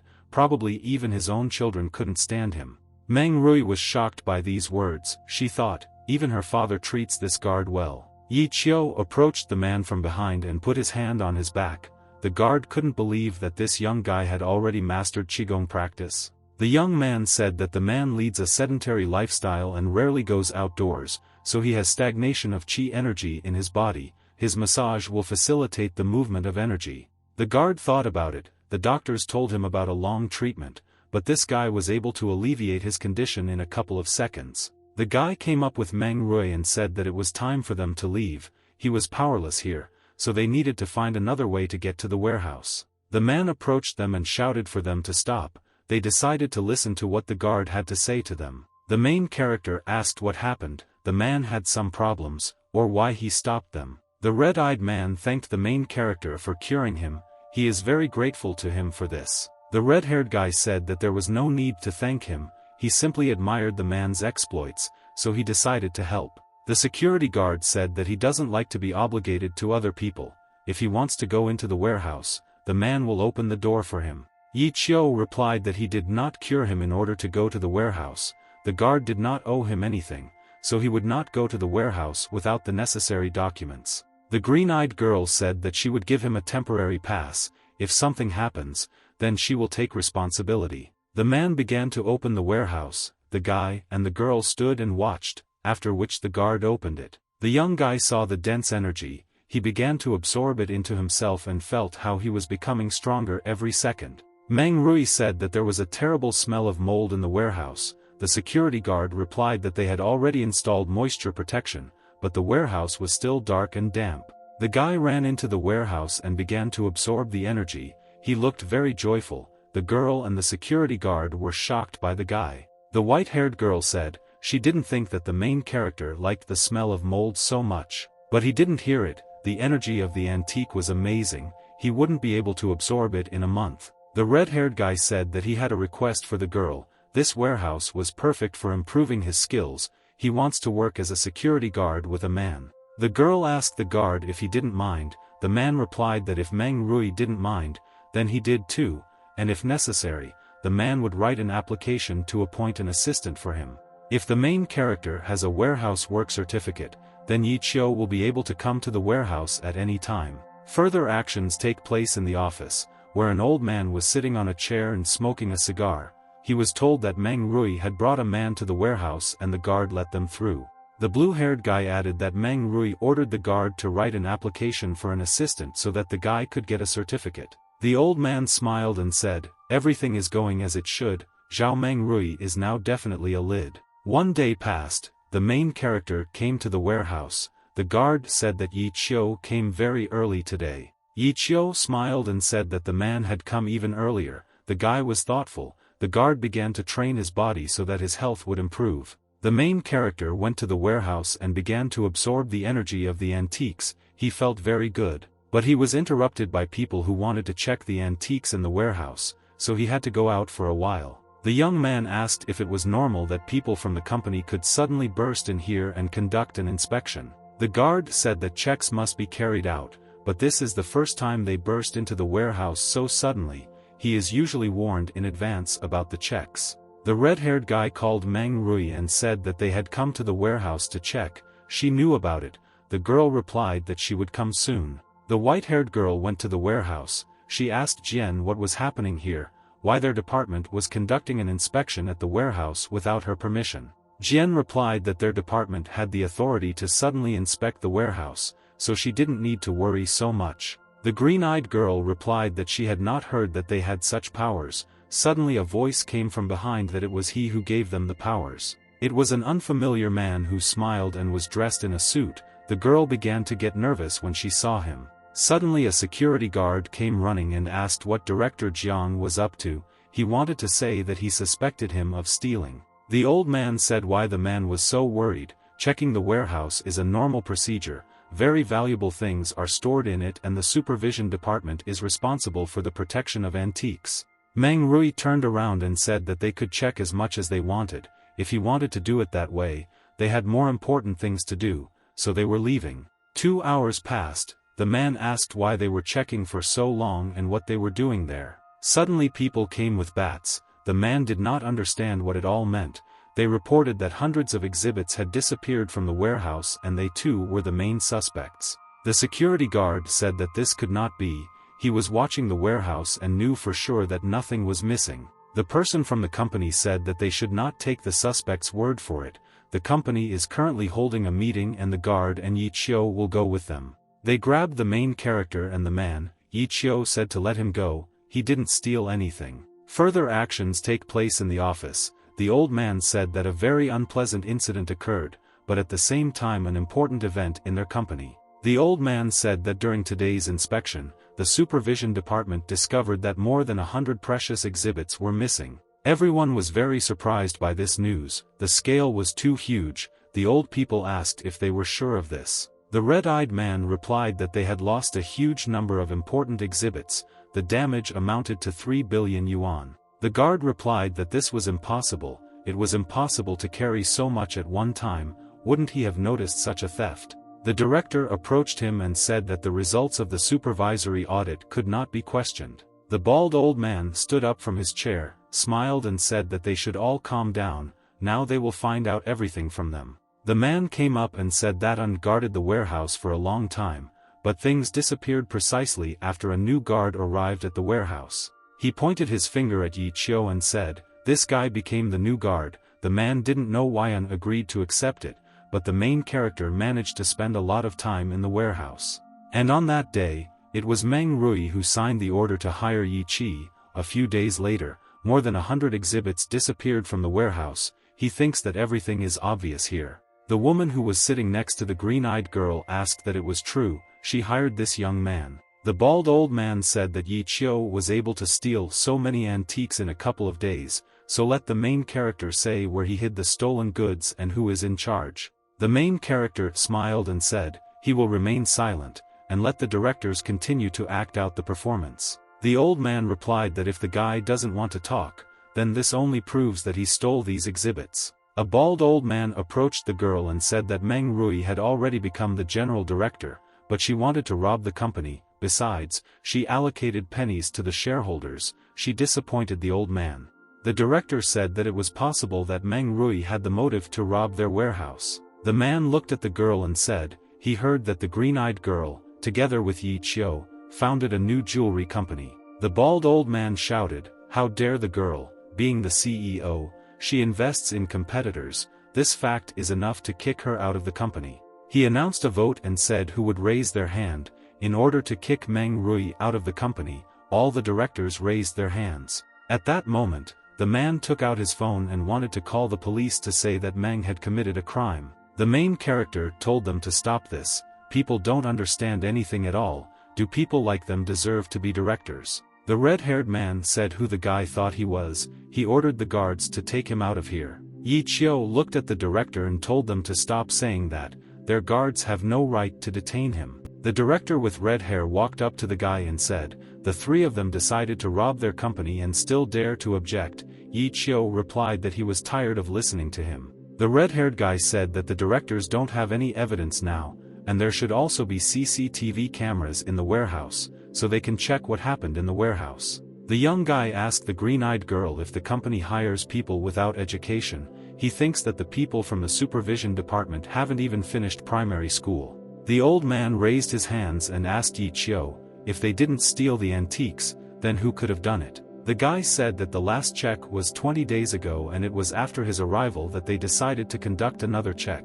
The bald old man smiled and said that the guy still wouldn't be able to refute the fact that Meng Rui was investing money in another company, so they had the right to kick her out. He added that the company suffered big losses because the girl brought a thief to the warehouse. The old man asked the directors if they agreed with him. The main character asked who said that Meng Rui opened a company with him for her own enrichment. Yi Qi said that the girl tried her best to persuade him to get a job as an appraiser in Hengfu, but he refused her many times, but the guy agreed to cooperate with Hengfu as soon as he opened his own company. The young guy added that he demanded most of the shares and the right to make decisions for himself, but Meng Rui was collaborating with him for the sake of the Hengfu company, for the sake of their profit. The woman asked the green-eyed girl if it was true or if the young man was lying to them all. The girl confirmed Yi Qiu's words and thought that the main character had sacrificed her profit, but there was no other way out. The bald old man asked who Yi Qiu was to cooperate with him.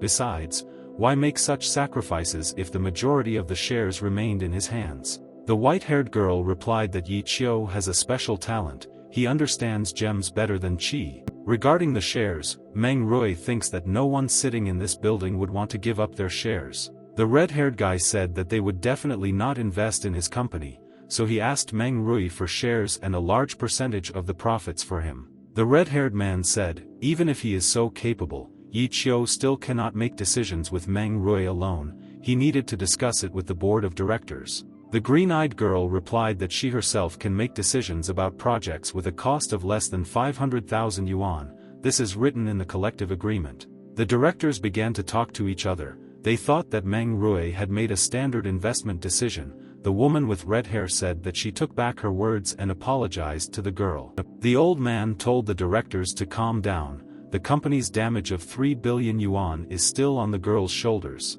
Yi Qiu said that everything is simple. They will solve this issue by returning all the antiques back to the warehouse. The bald old man smiled and said, "Is it really that simple, or is he confessing that he stole all these things?" The young guy told the old man that he had distracted Yi Qiu so many times. If he made him angry, then he wouldn't care that the old man was the director of the company. The red-haired director said that if he found the stolen antiques in 3 days, then Meng Rui would no longer be held accountable. The main character turned around and said that he didn't need 3 days, he would do it much faster. The directors began to talk to each other. They did not believe that the main character would succeed. Yi Qiu told them to follow him to the warehouse. All the directors went into the warehouse with Yi Qiu. The old man was angry. He asked the guy, "The main character thinks that the results of their inspection are wrong." The young guy looked at him and said that it was not a matter of verification, but that their company was recruiting uneducated directors. A white-haired girl approached the main character and asked what Yi Qiu was up to again.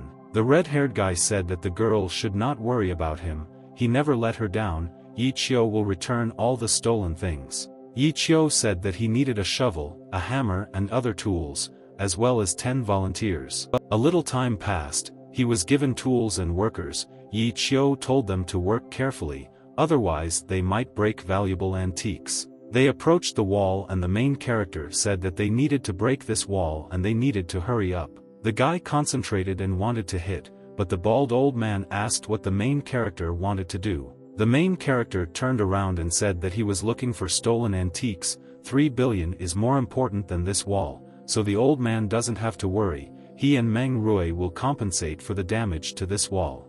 The old man replied that if the guy breaks this wall, then it could harm the entire building, and if he breaks an antique, then what to do? The young guy turned to the old man and said, "Director Jiang is trying so hard not to break the wall, but why, and is it really he who hid all the antiques there?" Jiang began to get nervous and shouted, "What is the guy talking about? He will sue Yi Qiu for libel." Yi Qiu smiled and answered so that the old man wouldn't be nervous. He was joking, but Jiang had already slandered him many times, and he couldn't even make a jab at him. The guy turned to the wall and said that everyone should move back. He will now start hitting the wall. The red-haired guy gripped the hammer tightly in his hands. He swung the hammer and hit the wall with all his might a couple of times. The green-eyed girl thought that Yi Qiu had surprised her many times before. She wondered why there were so many mysterious things about him. The main character broke through the wall. The guy looked behind the wall and told them to follow him. After that, they came out with antiques. The directors asked why so many antiques were hidden behind the wall. Qi suddenly arrived and asked what urgent matter Meng Rui had and why she called him. Meng Rui walked up to Qi and told him to look at the antiques, whether they were the company's stolen items or not. The old man didn't understand what was going on here. The white-haired girl told Qi what happened here and the old man began to examine the old antiques. Qi said that Meng Rui should strengthen the security of the warehouse. This cannot be allowed to happen again, and all the things he examined were real. The green-eyed girl told him not to worry. She would guarantee that this would not happen again. The girl and Qi approached the directors and said that they would find the thief and Meng Rui would punish him severely. The red-haired guy smiled and said, "Whoever just tried his best to dissuade him from breaking the wall, he has a bad memory, let them remind him." The bald old man pointed his finger at the main character and said that he warned him that he would sue for libel. Yi Qiu replied that the old man should not be nervous. These are just his guesses. They are all cultured people, so they will not blindly blame each other. They are not fools. The man with red hair shouted that Yi Qiu had cleverly come up with this. The main suspect is precisely the main character. The main character replied that he said that only fools blindly accuse other people, which means the man admitted himself to be a fool. He replied that it doesn't matter. The man suspects Yi Qiu. How did the guy know that there was a secret room here? And don't let him say that all this is just a coincidence. Who will believe him? The young guy replied that he knew that he would ask him about this and turned to the security guard and asked him for a map of the premises. The guy took the map and told them to look at the map. It was on it that the secret room was indicated. The security of the warehouse was organized very well. No outsider could take away so many things, so he realized that they were hidden in a secret room. In addition, there is only one entrance leading to this warehouse, and has always been an old-timer near the warehouse, and the CCTV camera is located in the corridor. During the day no outsider could pass by the guard's eyes. However, in the evenings the elevator is turned off and the warehouse is closed. Only a few people have the keys, so Yi Qiu thinks that everyone understood who could come here. Meng Rui said that they should keep what happened secret. If she finds out that one of the directors told someone, then the girl will fire him. The green-eyed girl approached Su Qing and told her to send a letter on her behalf to the department and asked all eyewitnesses to remain silent. The white-haired girl approached the main character and thanked him for what he did for her today. Yi Qiu looked at Meng Rui and said that they are family. Why is she so polite to him? The girl asked the young guy. He knew from the very beginning that the antiques were hidden behind the wall. The red-haired guy replied that he was not a wizard. How could he know about this? The guy just explained everything. It was his guess. The white-haired girl asked what the guy would do next. Stay in the warehouse. Yi Qiu replied that he would stay in the warehouse to study antiques. Meng Rui said, she has things to do, she won't distract him anymore. The girl turned around and left. The security guard approached the young guy, thanked him and said that if it weren't for him, he would have been fired from this job. Yi Qiu replied that the man should not say that. They wanted to frame Meng Rui, he should apologize to him. Further actions take place in another company, where someone said that news had reached them that a conflict had occurred within Hengfu. Valuable things had disappeared from their warehouse. The red-haired man added that Director Jiang wanted to get Meng Rui out of his way, but Yi Qiu ruined his plans. Lu replied, he didn't expect that Yi Qiu had such abilities. He would make a good detective. Such people need to be used. The man said that this young guy is very stubborn. He would never agree to work with them. The guy smiled and said that if so, then we need to make sure that Yi Qiu cannot be used by competitors. He replied that the man is a killer in the business world. All of Asia knows him.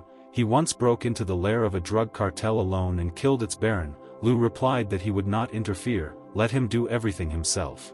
The purple-haired guy looked at the man and said that there will be a meeting at Dobao soon. He needs their leader. Further actions take place in a warehouse. The main character was meditating and thought that these techniques turned out to be very difficult to cultivate. The main character has absorbed a huge amount of energy from antiques, but still cannot make progress. The guard opened the door where Yi Qiu was sitting and said that the shift was over. The young guy replied that he would be leaving now. They left the warehouse and said goodbye. The main character wanted to take a taxi. The red-haired guy started looking for a taxi and there was one car on the street with a driver inside. Yi Qiu came up and asked if he could give him a ride. The driver agreed. The guy was sitting in the car, very pleased with today's work, and the taxi driver was looking at the main character through the rear-view mirror. Yi Qiu felt a bloodthirsty aura. He looked at the taxi driver, but the man stopped looking at the main character. The young man thought that apparently he was just too tired and needed to relax and rest.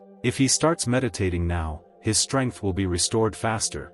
10 minutes of meditation is equal to 2 hours of sleep. The main character told the taxi driver that he was on the wrong road, after which the guy realized that something was wrong. The taxi driver pulled out a gun and told the main character not to move, otherwise he would kill him immediately. The red-haired guy looked at the man and asked who he was, who hired him to kill the guy. The man smiled and answered why all his victims ask this first thing, no creativity. The guy said if he dies, then why not tell him everything? The killer told the guy to get out of the car. They got out of the car and Yi Qiu asked that the man works as an assassin, how much he gets paid. If he lets the guy go, then the main character will pay him twice as much. The killer smiled and answered. With these words the guy insulted him greatly. A man's work has its own rules and principles. He wanted to torture Yi Qiu before killing him. The young man asked why he hadn't started doing this yet, or why he hadn't killed him in the car. The stranger replied, he sees that the guy is not so simple. When Yi Qiu was in the car, he felt his bloodlust. A simple person cannot have such abilities. He had not met such capable people for a long time. The killer offered the main character a fight. If he agreed, the man would kill him quickly and almost without pain. The guy asked what if he defeated him. The man replied that if the main character defeats him, then he can kill him, but he is sure that the guy cannot win. The red-haired guy said that if a man considers him a worthy opponent and is so confident in himself, then let him put the gun away from here. The killer walked up to his car, put the gun on the driver's seat and asked the main character if he is happy now. Yi Chio immediately rushed to attack the man. He wanted to end this fight with one blow and return home. The stranger was very experienced, so he caught the main character's blow and thought that Yi Chio could very quickly approach him in 2 steps. The main character kicked the man with all his might, but the man blocked his blow again. The man smiled and said that the guy was very strong. His name was Zhou, and for the first time he sees a person who can fight back in battle. Zhou decided to demonstrate his strength and rushed into the attack. The main character dodged the first blow, but the killer's second blow hit the guy in the face and he began to bleed. Yi Chio didn't expect the man to be so strong. The killer kicked the guy in the stomach and he flew off a couple of meters. The main character received serious damage. The red-haired guy saw that the man would not stop attacking him. The killer shouted that this blow would be the last. Yi Chio calmed down and began to concentrate his power and aura around himself. He decided to fight with his full strength. The guy dodged Zhou's blow and hit him in the stomach with his elbow. The man felt severe pain. The man flew a couple of meters and landed on the ground, blood flowing from his mouth. He did not expect such a strong blow. The main character approached him and said that the man was very strong, but now he could not do anything to him. Now Yi Chio could easily kill Zhou, so he wanted to find out who hired him. Zhou stood up and decided to hit the main character. Yi Chio was surprised that the man was so fearless that even now he decided to continue fighting. But the young guy dodged and hit the killer in the stomach, after which he said if he doesn't tell, he will kill him. The killer fell to the ground and said that the main character should finish him off.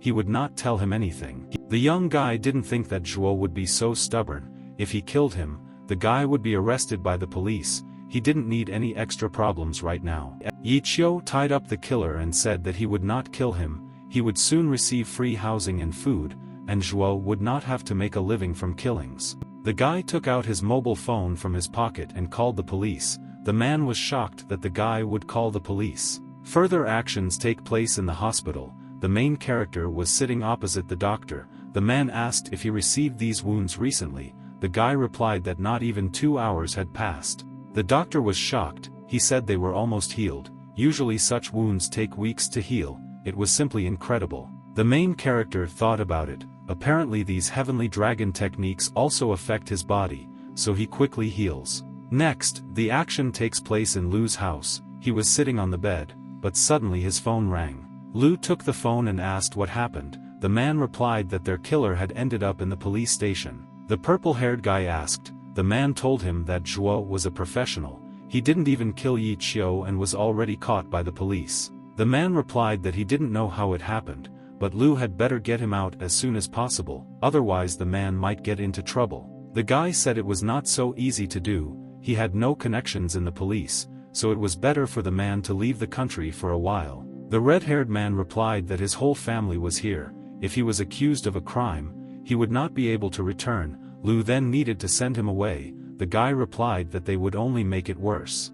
They stopped talking and Lu wondered how Yi Chio was able to deal with this professional killer. Further actions take place in the hospital, where the main character heard someone scolding a woman and wanting to beat her. Yi Chio opened the door to the room and behind the man stood a woman who wanted her brother to help her, otherwise she would be beaten. The fat man replied that it was useless for her to seek help from anyone. He wanted to return the money now or she would suffer. The woman was very afraid of the fat man and asked Kun to give her time. She had no money now. The main character entered their room and asked what was happening here. Everyone paid attention to his appearance. A woman ran up to Yi Chio and told him to save her. She had no way out and was now in a bad situation. Kun told Yi Chio to leave here. The guy approached the fat man and replied, "If there are problems, then let him talk to him." The man said that his aunt already owed him more than 1,000,000 yuan. If the main character wants to help her, then let him pay for her. The red-haired guy asked his aunt if it was true.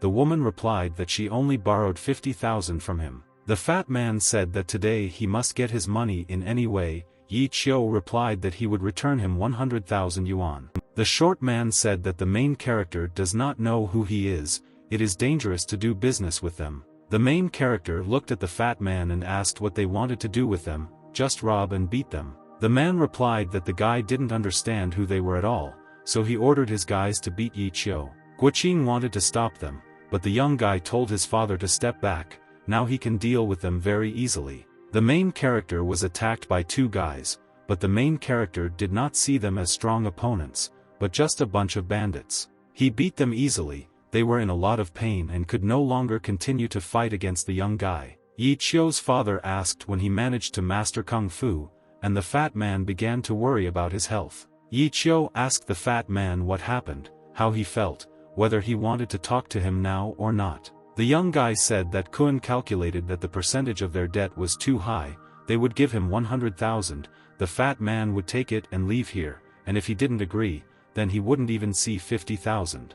The fat man began to tremble and said that the guy had no idea what consequences now awaited him. The main character replied that he doesn't care about him, Kun is definitely not more influential than Lei Hu, so the guy is not afraid of him. Kun was very surprised and asked if the main character was really working for him. Yi Qiu replied that he was his new brother. The short man replied that he had not heard that Lei had any brother appearing in the near future, so the guy had better not lie to him. Yi Qiu waved his hand and told him to go ask around. The man hit his people and told them to get up because they were leaving here and added that if the main character deceived him, then he would not be happy. They left. When the men left the room, this was noticed by the guy's relatives who were walking along the hospital corridor. Relatives came into their room and the uncle said that he knew this man, he was a very authoritative man from the mafia, he had a gang with more than 100 people in it. The young guy replied that they attacked his fists, his brother came up to him and asked why he did this,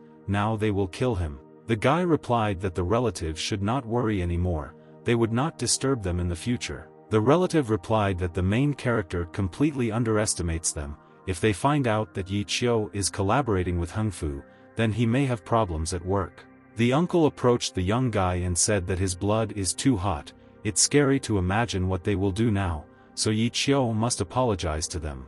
The main character's aunt told Wen Hui not to blame Yi Qiu, she borrowed money from them, and the guy helped her avoid punishment. Suddenly Kun came to them along with his people. All the relatives were very frightened by their appearance. Yi Qiu's brother told him to quickly apologize to these people, his uncle said that they wanted to apologize to them, their relative didn't want to do that at all. The fat man approached the main character, bowed and asked for forgiveness for his actions and behavior. All the relatives were surprised, they did not expect Yi Qiu to be such an influential person among the mafia. Now Kun knows who Yi Qiu is. They checked everything and realized that they attacked the wrong person, he wants not to quarrel with the young guy. Yi Qiu asked what happened to his aunt's debt, the fat man replied that he didn't need to repay the debt, so he didn't have to worry. Kun took out a bag of money and said, there is 100,000 yuan in this bag, let him take it as compensation. The main character turned around and said that he did not need money, the fat man said that if this amount was too small for him, then he would bring even more. The guy said that he forgives Kun, so let him keep this money for himself, the guy doesn't need it. The young guy told the fat man to give him his card number, he would repay his aunt's debt. Kun replied that Yi Qiu shouldn't do that. The red-haired guy said that debts must always be repaid, so don't worry, he doesn't have any claims against Kun, because it's his money. The fat man said that he admired the honesty of the protagonist and ordered his men to leave, he apologized for scaring Yi Qiu's relatives. Yi Qiu's grandfather began to cough and said that he never thought that the guy would become such an influential person in society. Yi Qiu ran up to his grandfather and told him not to be nervous anymore because the main character was very worried about him. The old man replied that the main character had become so successful that even the mafia was afraid of him, but under no circumstances should he break the law. The main character smiled and said not to worry, he knows when to stop and the mafia won't bother them anymore. The young guy looked at his aunt and told her to never borrow money from the mafia again, if she had problems, then she should call him. The aunt cried, thanked Yi Qiu and said that she realized her mistake, she underestimated the guy. Further actions take place near the hospital, where the main character picked up the phone and someone told him that the killer was ordered by a man named Lu Xian. The red-haired guy asked who he was and why he said this, but the man hung up. He thought that this was the first time Lu Xian had spoken out against him, so radically. Yi Qiu called Meng Rui and asked if she had time. The green-eyed girl asked a question, is he calling for a personal matter or about a company? The young guy answered, he is calling about a company, they have just founded it, so they need to choose a good product. Yi Qiu knows where to go, so he wants the girl to go with him. The green-eyed girl asked where they would go to get the goods. The guy replied that they would go to Fuyun. The red-haired guy said that Meng Rui is afraid of offending Lu Xian, but she may not show his face and the guy needs 500,000 yuan, so the girl is obliged to give it to Yi Qiu. Meng Rui said that she is not afraid of Lu Xian, she doesn't care about him at all, so she will now send the driver to the main character. The main character smiled and replied that there was no need to do this, he wanted to meet at the Fuyun company's transaction site. The green-eyed girl agreed. Further actions take place near the company. The girl said that the stone company has almost completely monopolized the market, even if Zhongfu and Hengfu are combined, they will not be able to surpass Fuyun. They met the main character, the guy said, he didn't expect them to come here so quickly. Next, the action takes place in the office of the Fuyun company.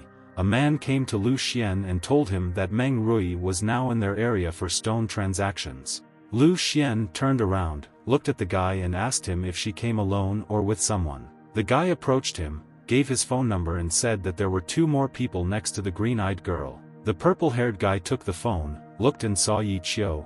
The guy said that they recently received a new batch of stones, he is afraid that the girl found out about it. The owner of the company said he was heading there now to see what they were up to. Further actions take place in the building of the Hengfu company. The main character said that this company is doing well. The green-eyed girl said that there are too many people here today, they recently received a new batch of stones, which is why it is so crowded here. The young guy thought that he was very lucky, he walked up to the stones, pointed his finger at one of them and said that he needed this stone. An unfamiliar man approached them and said that he needed this stone, he would pay 5 times more than this guy. The seller waved his hand and replied that if the man agreed to pay more, he would receive the stone. The man looked at Yi Qiu and said that if he wanted, he could also offer a higher price for this stone. Yi Qiu smiled and replied that he would give this stone to the man, so he could purchase it. All the people gathered to watch how they would cut the stone. The white-haired girl told Yi Qiu that the man knew about the main character and his abilities.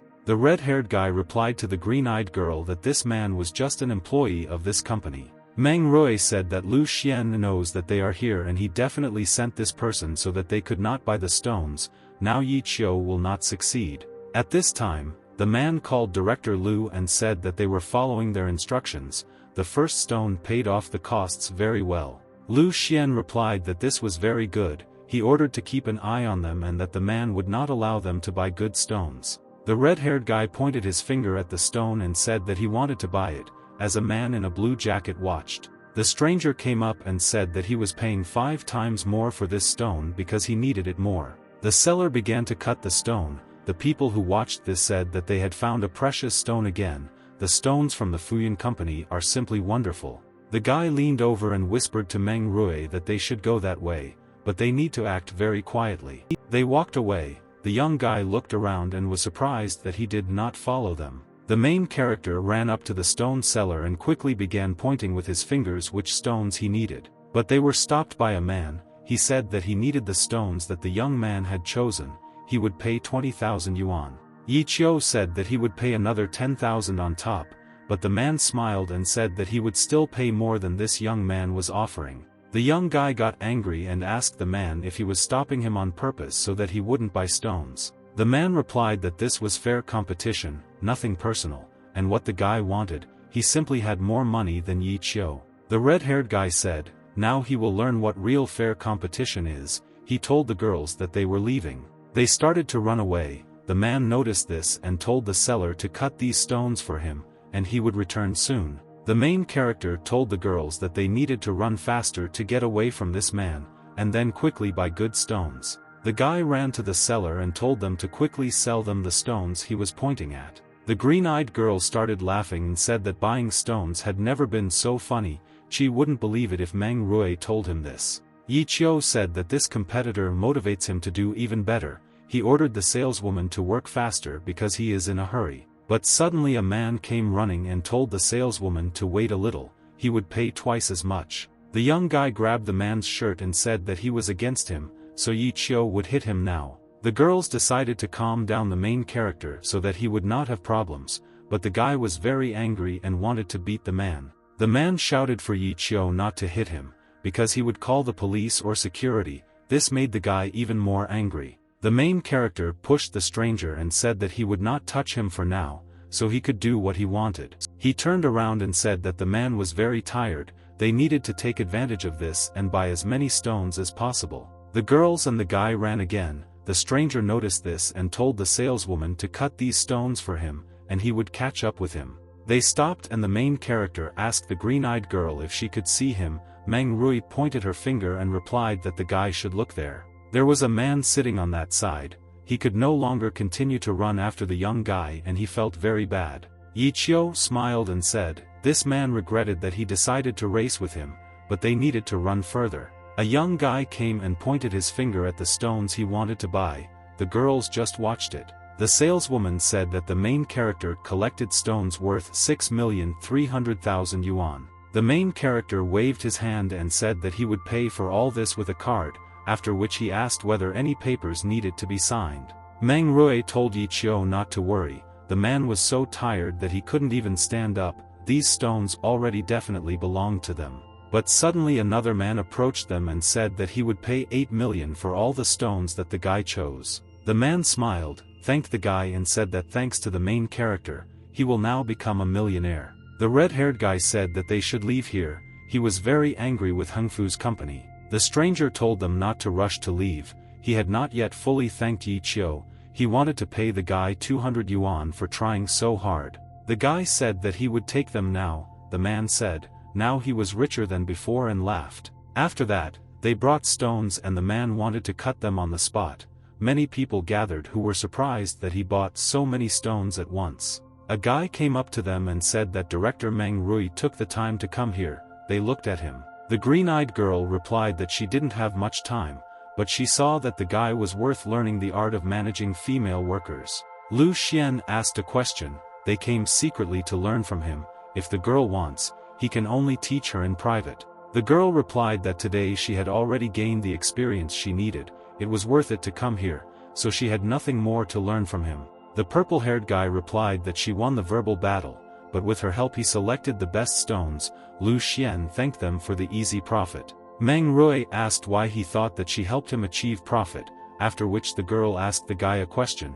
He just woke up. The main character said that Director Lu thought that he was so stupid that he did not recognize his plans. He was only paid 200 yuan to find the stones. He thinks that for that kind of money he would try. Director Lu realized everything and went to the stones that his assistant had purchased. He heard from people that all the stones had fallen apart and that they turned out to be empty. The guys approached Yi Chio and told him to think about the feelings of the person who bought all this, after which they laughed. The guy's friend said, people said that all the stones of those men also turned out to be empty. They decided to stop discussing and look at the rest of the stones.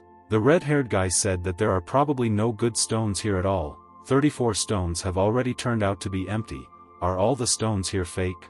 The young guy shouted to attract people's attention. He said that Fuyun Company said there were only good stones.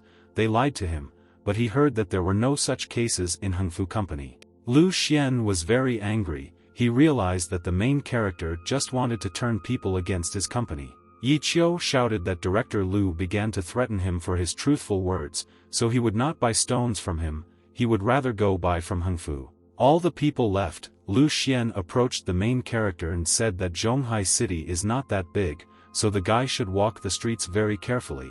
The main character replied that some of his friends were now sitting in the police station and he was so confident in himself. Lu Xian turned around and replied that they would still see who would be worse off. The green-eyed girl said that they have been enemies with him for a long time. The scale of their companies is huge, so they don't really harm each other. She has long wanted to teach Lu Xian a lesson. The red-haired guy said that now is the chance to deal with him.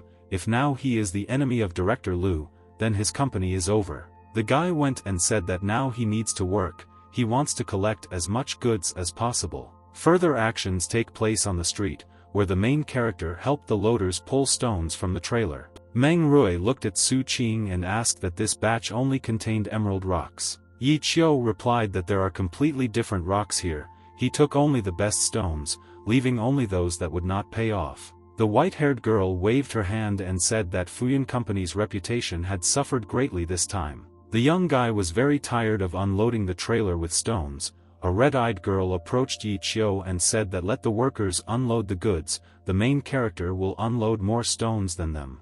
The red-haired guy replied that he knows a secret way to harden the body, so he is stronger than these workers. This is the spirit of a real man. Yi Qiu promised to show it to the girl someday. Su Qing was very embarrassed by the protagonist's words, and the white-haired girl became angry with the guy. Suddenly, a purple-haired guy with his security guard approached them and told them to wait for them a little. The main character looked at the guy and said that Director Lu couldn't win him, so he decided to steal all his goods. Lu Xian replied that this is not what he came here for. There is a casino nearby. He would like to invite them to play with the guy there, but will they have the courage? Yi Qiu looked at him and said that how could he reject such a wonderful offer from Director Lu. The green-eyed girl approached the main character and said that Lu Xian was digging a hole for him, and Yi Qiu was jumping into it himself. The guy smiled and turned to the girl, after which he told her not to worry, he had a plan. After that, they went to get Lu Xian.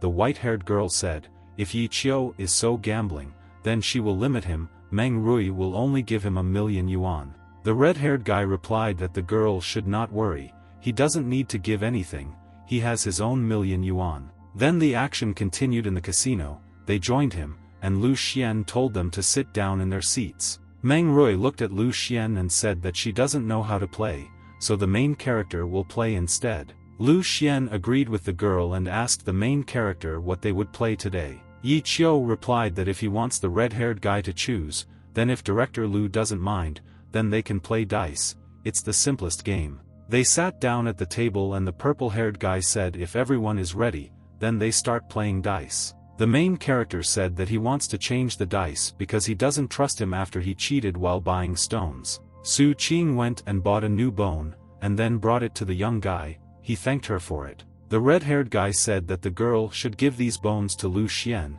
If there are no questions, then they will start. The purple-haired guy didn't test them, he took the main character's word for it, so he told them to quickly start playing. The dealer started shaking the cup and placed it on the table. It was time to place bets. Yi Qiu looked at Director Lu Xian, smiled and said that he would bet 10,000 yuan to win. When the dealer picked up the cup, there were dice, but he earned very few points. Lu Xian said that he was unlucky. The main character told Director Lu not to rush to conclusions. The game has just begun, so everything is still ahead of them. The purple-haired guy smiled and asked Yi Qiu, he can bet 1,000,000 yuan, it will be much more interesting. The red-haired guy thought and said nothing. Director Lu smiled and answered why he was silent.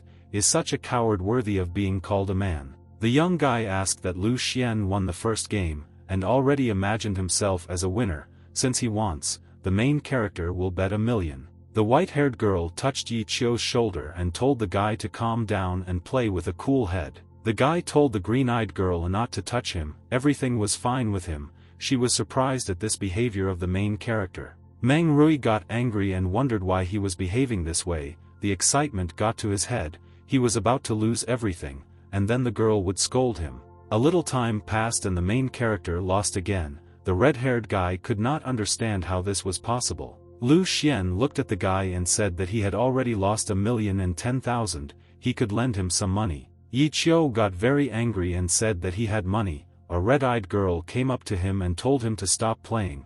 There is no need to lose even more. The main character replied that the girls should not touch him, he would win. The guy bet another 1,000,000 on a lower number. When they raised the cup, there was a larger number. Lu Xian said that the guy lost for the third time, after which he laughed. The red-haired guy shouted that Lu Xian was a liar. It was simply impossible. The purple-haired guy said that his girlfriend bought the dice. Yi Qiu can't accept defeat. The main character said that they will continue to play. Lu Xian said that the main character has already lost 2,000,000. He still wants to continue, especially how does he know that he has that kind of money? The green-eyed girl said that her company will pay the amount that Yi Qiu lost. She wants them to leave. The young guy said that he did not need her help. The girl thought that he had no money, after which he bet 10 million.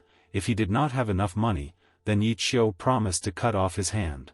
Director Liu asked that the guy thought that his hand would be worth 10 million, if he lost, then he would lose all his limbs. Yi Qiu agreed to this deal. A green-eyed girl pushed him on the shoulder and said that he was completely crazy. The guy began to say that if he loses, he will remain disabled, but if he wins, Lu Xian may simply not pay him the money. The purple-haired guy replied that whoever the main character takes him for, how can he not pay the debt, so he asked his people to bring him a check. He put the check on the table and said that now the main character need not worry. The main character said that he accepts a bet of 10 million, he will then subtract from it the amount he lost. The guy bet on the majority. The dealer raised the cup and there were 3 sixes, the main character won this bet and received 10 million. Lu Xian pointed his finger at the guy, got angry and said that all this time Yi Qiu was just deceiving him, he is a real deceiver. The guards came running to the screams of Director Liu and surrounded the main character, but he sat and waited for them to approach him. The purple-haired guy told the guards to cripple the main character. They attacked Yi Qiu, but the red-haired guy dealt with them very easily and said, the casino is his, the workers are also his, the dice were bought in a small store, how can he deceive him? Yi Qiu leaned over to Lu Xian and said, he accuses him of deception, although he himself has spent his entire life deceiving other people. The main character grabbed Director Liu by the neck and told him not to even think that the guy didn't know who sent the killer to him. Lu Xian asked to let him go. The young guy told him to listen to him, if he does anything against him again, the punishment will be very severe. After which they left the casino. The green-eyed girl did not understand what happened between them. She approached the guy and said that after this Lu Xian would definitely not let him go, the girl would hire a bodyguard for him, it would be safer. The young guy smiled and said that there was no need to do this. The girl had already seen him fight and after that she thought that Yi Qiu was afraid of him. Meng Rui came closer to the main character and asked if he thinks he looks courageous, but if his enemies have many and they take up arms. The red-haired guy replied that the white-haired girl's words made sense, and he thanked her for her concern. Next, the action takes place in a casino where Lu Xian called some man and told him to kill Yi Qiu. If he leaves him paralyzed, he will give him 5 million, and if he kills him, then 10. A little time passed. The main character stood near the car and said that they would take the subway. The girls did not understand why. Yi Qiu explained that for safety, he scared Lu Xian, but he could do something illogical out of emotion. The white-haired girl replied that she did not have cash. The main character smiled and replied that he would pay, he had it. He told the driver that when he returned to the company to open all the windows, if they saw that he was not in the car, they would not attack. Further actions take place in the company of Hengfu. The main character was called to her office by Meng Rui. The young guy did not understand what the girl was up to. The green-eyed girl told Su Qing to bring the men here. Su Qing introduced 2 men, they were former intelligence agents. Today they wanted to formalize all the procedures, and from tomorrow they will begin to guard the main character. The guy bowed and thanked Meng Rui. He greeted his new guards and said that he would be glad to cooperate with them. Meng Rui smiled and said that the Hengfu company is providing him with his own car, he just has to wait until the company finishes the procedures. Further actions take place in the hospital. A young guy came to his grandfather to pick him up from the hospital. After that, they got into the car and drove away. Grandpa said that he was proud of Yi Qiu, he had a very good car. But the old man said that they were going to the wrong place, their house was in the other direction. The main character said that he wanted them to choose a new house. Grandfather said that now even in Zhonghai houses are sold at exorbitant prices, and he takes them to the very center of the city. They will not allow themselves to buy an apartment there. The old man said, he knows that the main character makes money, but buying an apartment in the center is not so easy. Yi Qiu has money, buy a house in the outskirts, there is no need to spend so much money. He smiled and said that living in the center is much more convenient, they should not worry, everything is going according to plan. Yi Qiu got out of the car together with his grandfather and told Ahui to leave the car here and wait, there is no need to go after them, it's hardly that dangerous. They entered the area, Salunwei Villas, it was the sales department. They were noticed by a security guard who decided to approach them. The guard told them to stop. who allowed them to come here. Yi Qiu asked if it was forbidden to come here, how then to buy a house? An unfamiliar guard asked if he could afford to buy something here. The red-haired guy said why he thought that he could not buy a house here. He pointed his finger at Yi Qiu and said that rich people don't walk or wear such bad clothes. The red-haired guy replied that he was a bad security guard. What did he do at work? He didn't see that they had just gotten out of the car. He told the driver to wait there. The man laughed and told the guy to stop fantasizing and get out of here. The main character got angry at the guard, but he told his father and grandfather not to pay attention to him and choose a new home for themselves. The guard took the main character by the t-shirt and said that he did not understand human speech, he could not come here. The main character told the guard to let him go, or he would beat him. The unfamiliar man got very angry with the guy and asked him why he was looking for his death, after which he wanted to hit him. Yi Qiu stopped the man's blow, grabbed his arm and kicked him in the legs. He could not stay on his feet and began to fall. The young guy grabbed the guard by the neck and wanted to hit him, but his grandfather and father told him not to do it. Several more guards came running to help the man and asked the guy what he was doing, after which an unfamiliar girl came and screamed what was happening here. The guard explained that Yi Qiu was making a mess here, and also hit him. The red-haired guy let the man go and replied that their guards had no brains at all. He came here to buy a house. The girl said that they don't have cheap houses, their cheapest houses start from 10 million, they are very busy, they don't have time to serve those who come just to look. For them, those who have even a few million are considered poor people, judging by the guy's appearance, he doesn't have a lot of money. The worker told the security to put a notice on the door that they did not serve guests with a budget below 5 million and she ordered the main character to be thrown out of here. The red-haired guy told them to try it, but suddenly someone asked what was going on here. Director Su walked up to them and asked what the mess was in their store and why they were so noisy. The girl smiled and said that there was a bad visitor, she would deal with him now. At this moment, Mao Jia approached the main character and asked if he had come to buy a house. The main character recognized the monk whom he saved at Zhao's house and said that it was an incredible coincidence that they met here.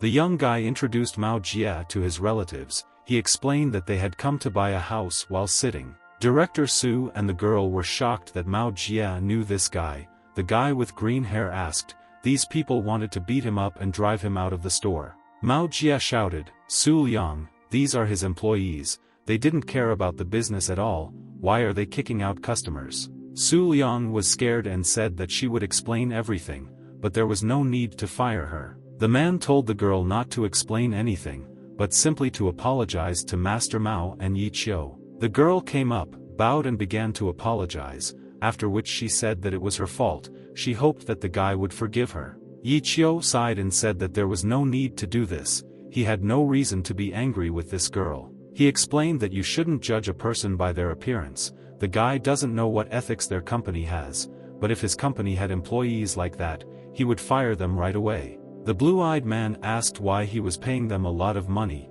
who Su Liang thought she was, why she decided that she could judge other people. The employee began to worry and said that at their previous job they had just such a culture, they were trained that way. The red-haired guy asked what field she used to work in, who teaches people such terrible service and behavior. Su Liang answered, she worked in the field of luxury paraphernalia, luxury cosmetics, clothing, shoes from Prada and Gucci. The main character asked her about these terrible brands that the middle class buys for the sake of showing off, the girl calls it luxury. Director Su approached the girl and said that she was fired, so Su Liang could leave here. The girl fell to her knees and said that she was to blame, but she did not want to quit this job. Su Liang began to apologize. The man told the guards to take her away, after which he apologized to Yi Qiu and Mao Jia. They would not tolerate such behavior again. Yi Qiu replied that it wasn't his fault, it was the hiring department's fault that hired bad employees, so he didn't need to apologize to him. Su Liang said that if the guy doesn't hold a grudge, then he can show him the houses, after which he asked Yi Qiu which villa he wants to buy, he will give him any as compensation. The young guy replied that Director Su was very kind, but he did not need such generous compensation, a 5% discount would be enough for him. The blue-eyed guy said that he was their dear guest, they would give them a good discount. After which they went to inspect the villa. The main character noticed that there was energy around the house. Mao Jia asked how he liked this villa. Yi Qiu smiled and replied that he had chosen a wonderful villa. The red-haired guy pointed at the house and asked Director Su how much this house cost. He liked it. Su Liang asked his assistant how much the villa cost. The girl replied that this villa costs 15 million, it was built in a European style. The main character replied that he was pleased. The young guy wanted to see what was inside the villa. They went inside and Yi Qiu began to absorb energy. The girl said that European quality renovations were being done here, the materials were environmentally friendly. The young guy approached the director Su Liang and said that he did not need a discount, he was buying this villa. But suddenly some people came to them and said that this villa was already theirs, so the guy might not even dream about it. Mao Jie saw a man, it was the leader of the Lindong sect, Zhou Chenglong.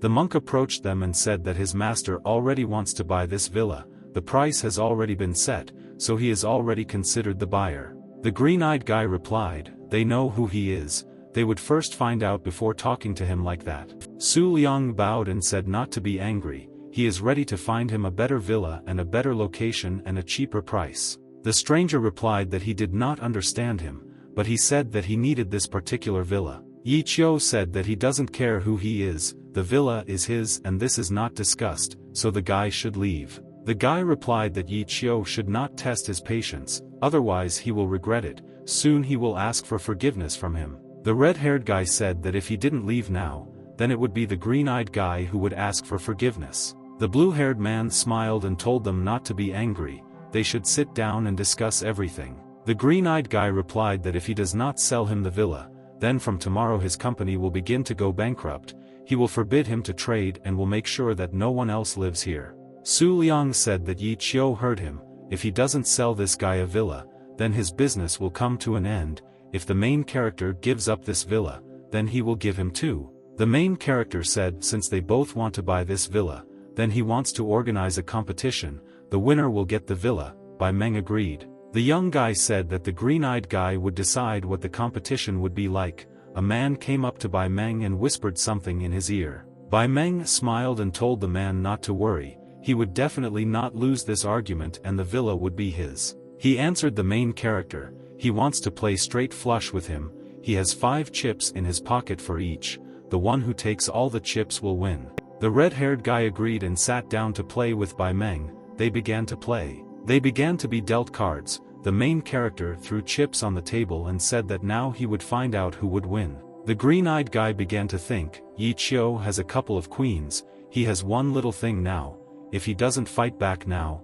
he will definitely lose. Yi Qiu said stop, they put down their cards and the main character apologized, but he won. Bai Meng was unhappy. The blue-eyed man said that Bai Meng's last chip was taken by Yi Qiu with a few small cards. The main character said that now the villa definitely belongs to him. The green-eyed guy was shocked that he lost. Bai Meng pointed his finger at Director Su and said that he would admit defeat, but he would not get the villa. He ordered Su Liang not to sell the villa to Yi Qiu. The red-haired guy responded with what he calls acceptance of defeat. Bai Meng just wants to screw Yi Qiu. The green-eyed guy said that he didn't compete with him, so he doesn't care about him, he just wants to give advice to Su Liang, he doesn't have to listen to him and sell the villa to the main character. After which he added that the blue-eyed man should think carefully and weigh everything, a mistake in decision could cost him a lot. The young guy replied that if he had deceived him, then he would not show excessive softness. The influential guy asked, Yi Qiu knows who he is,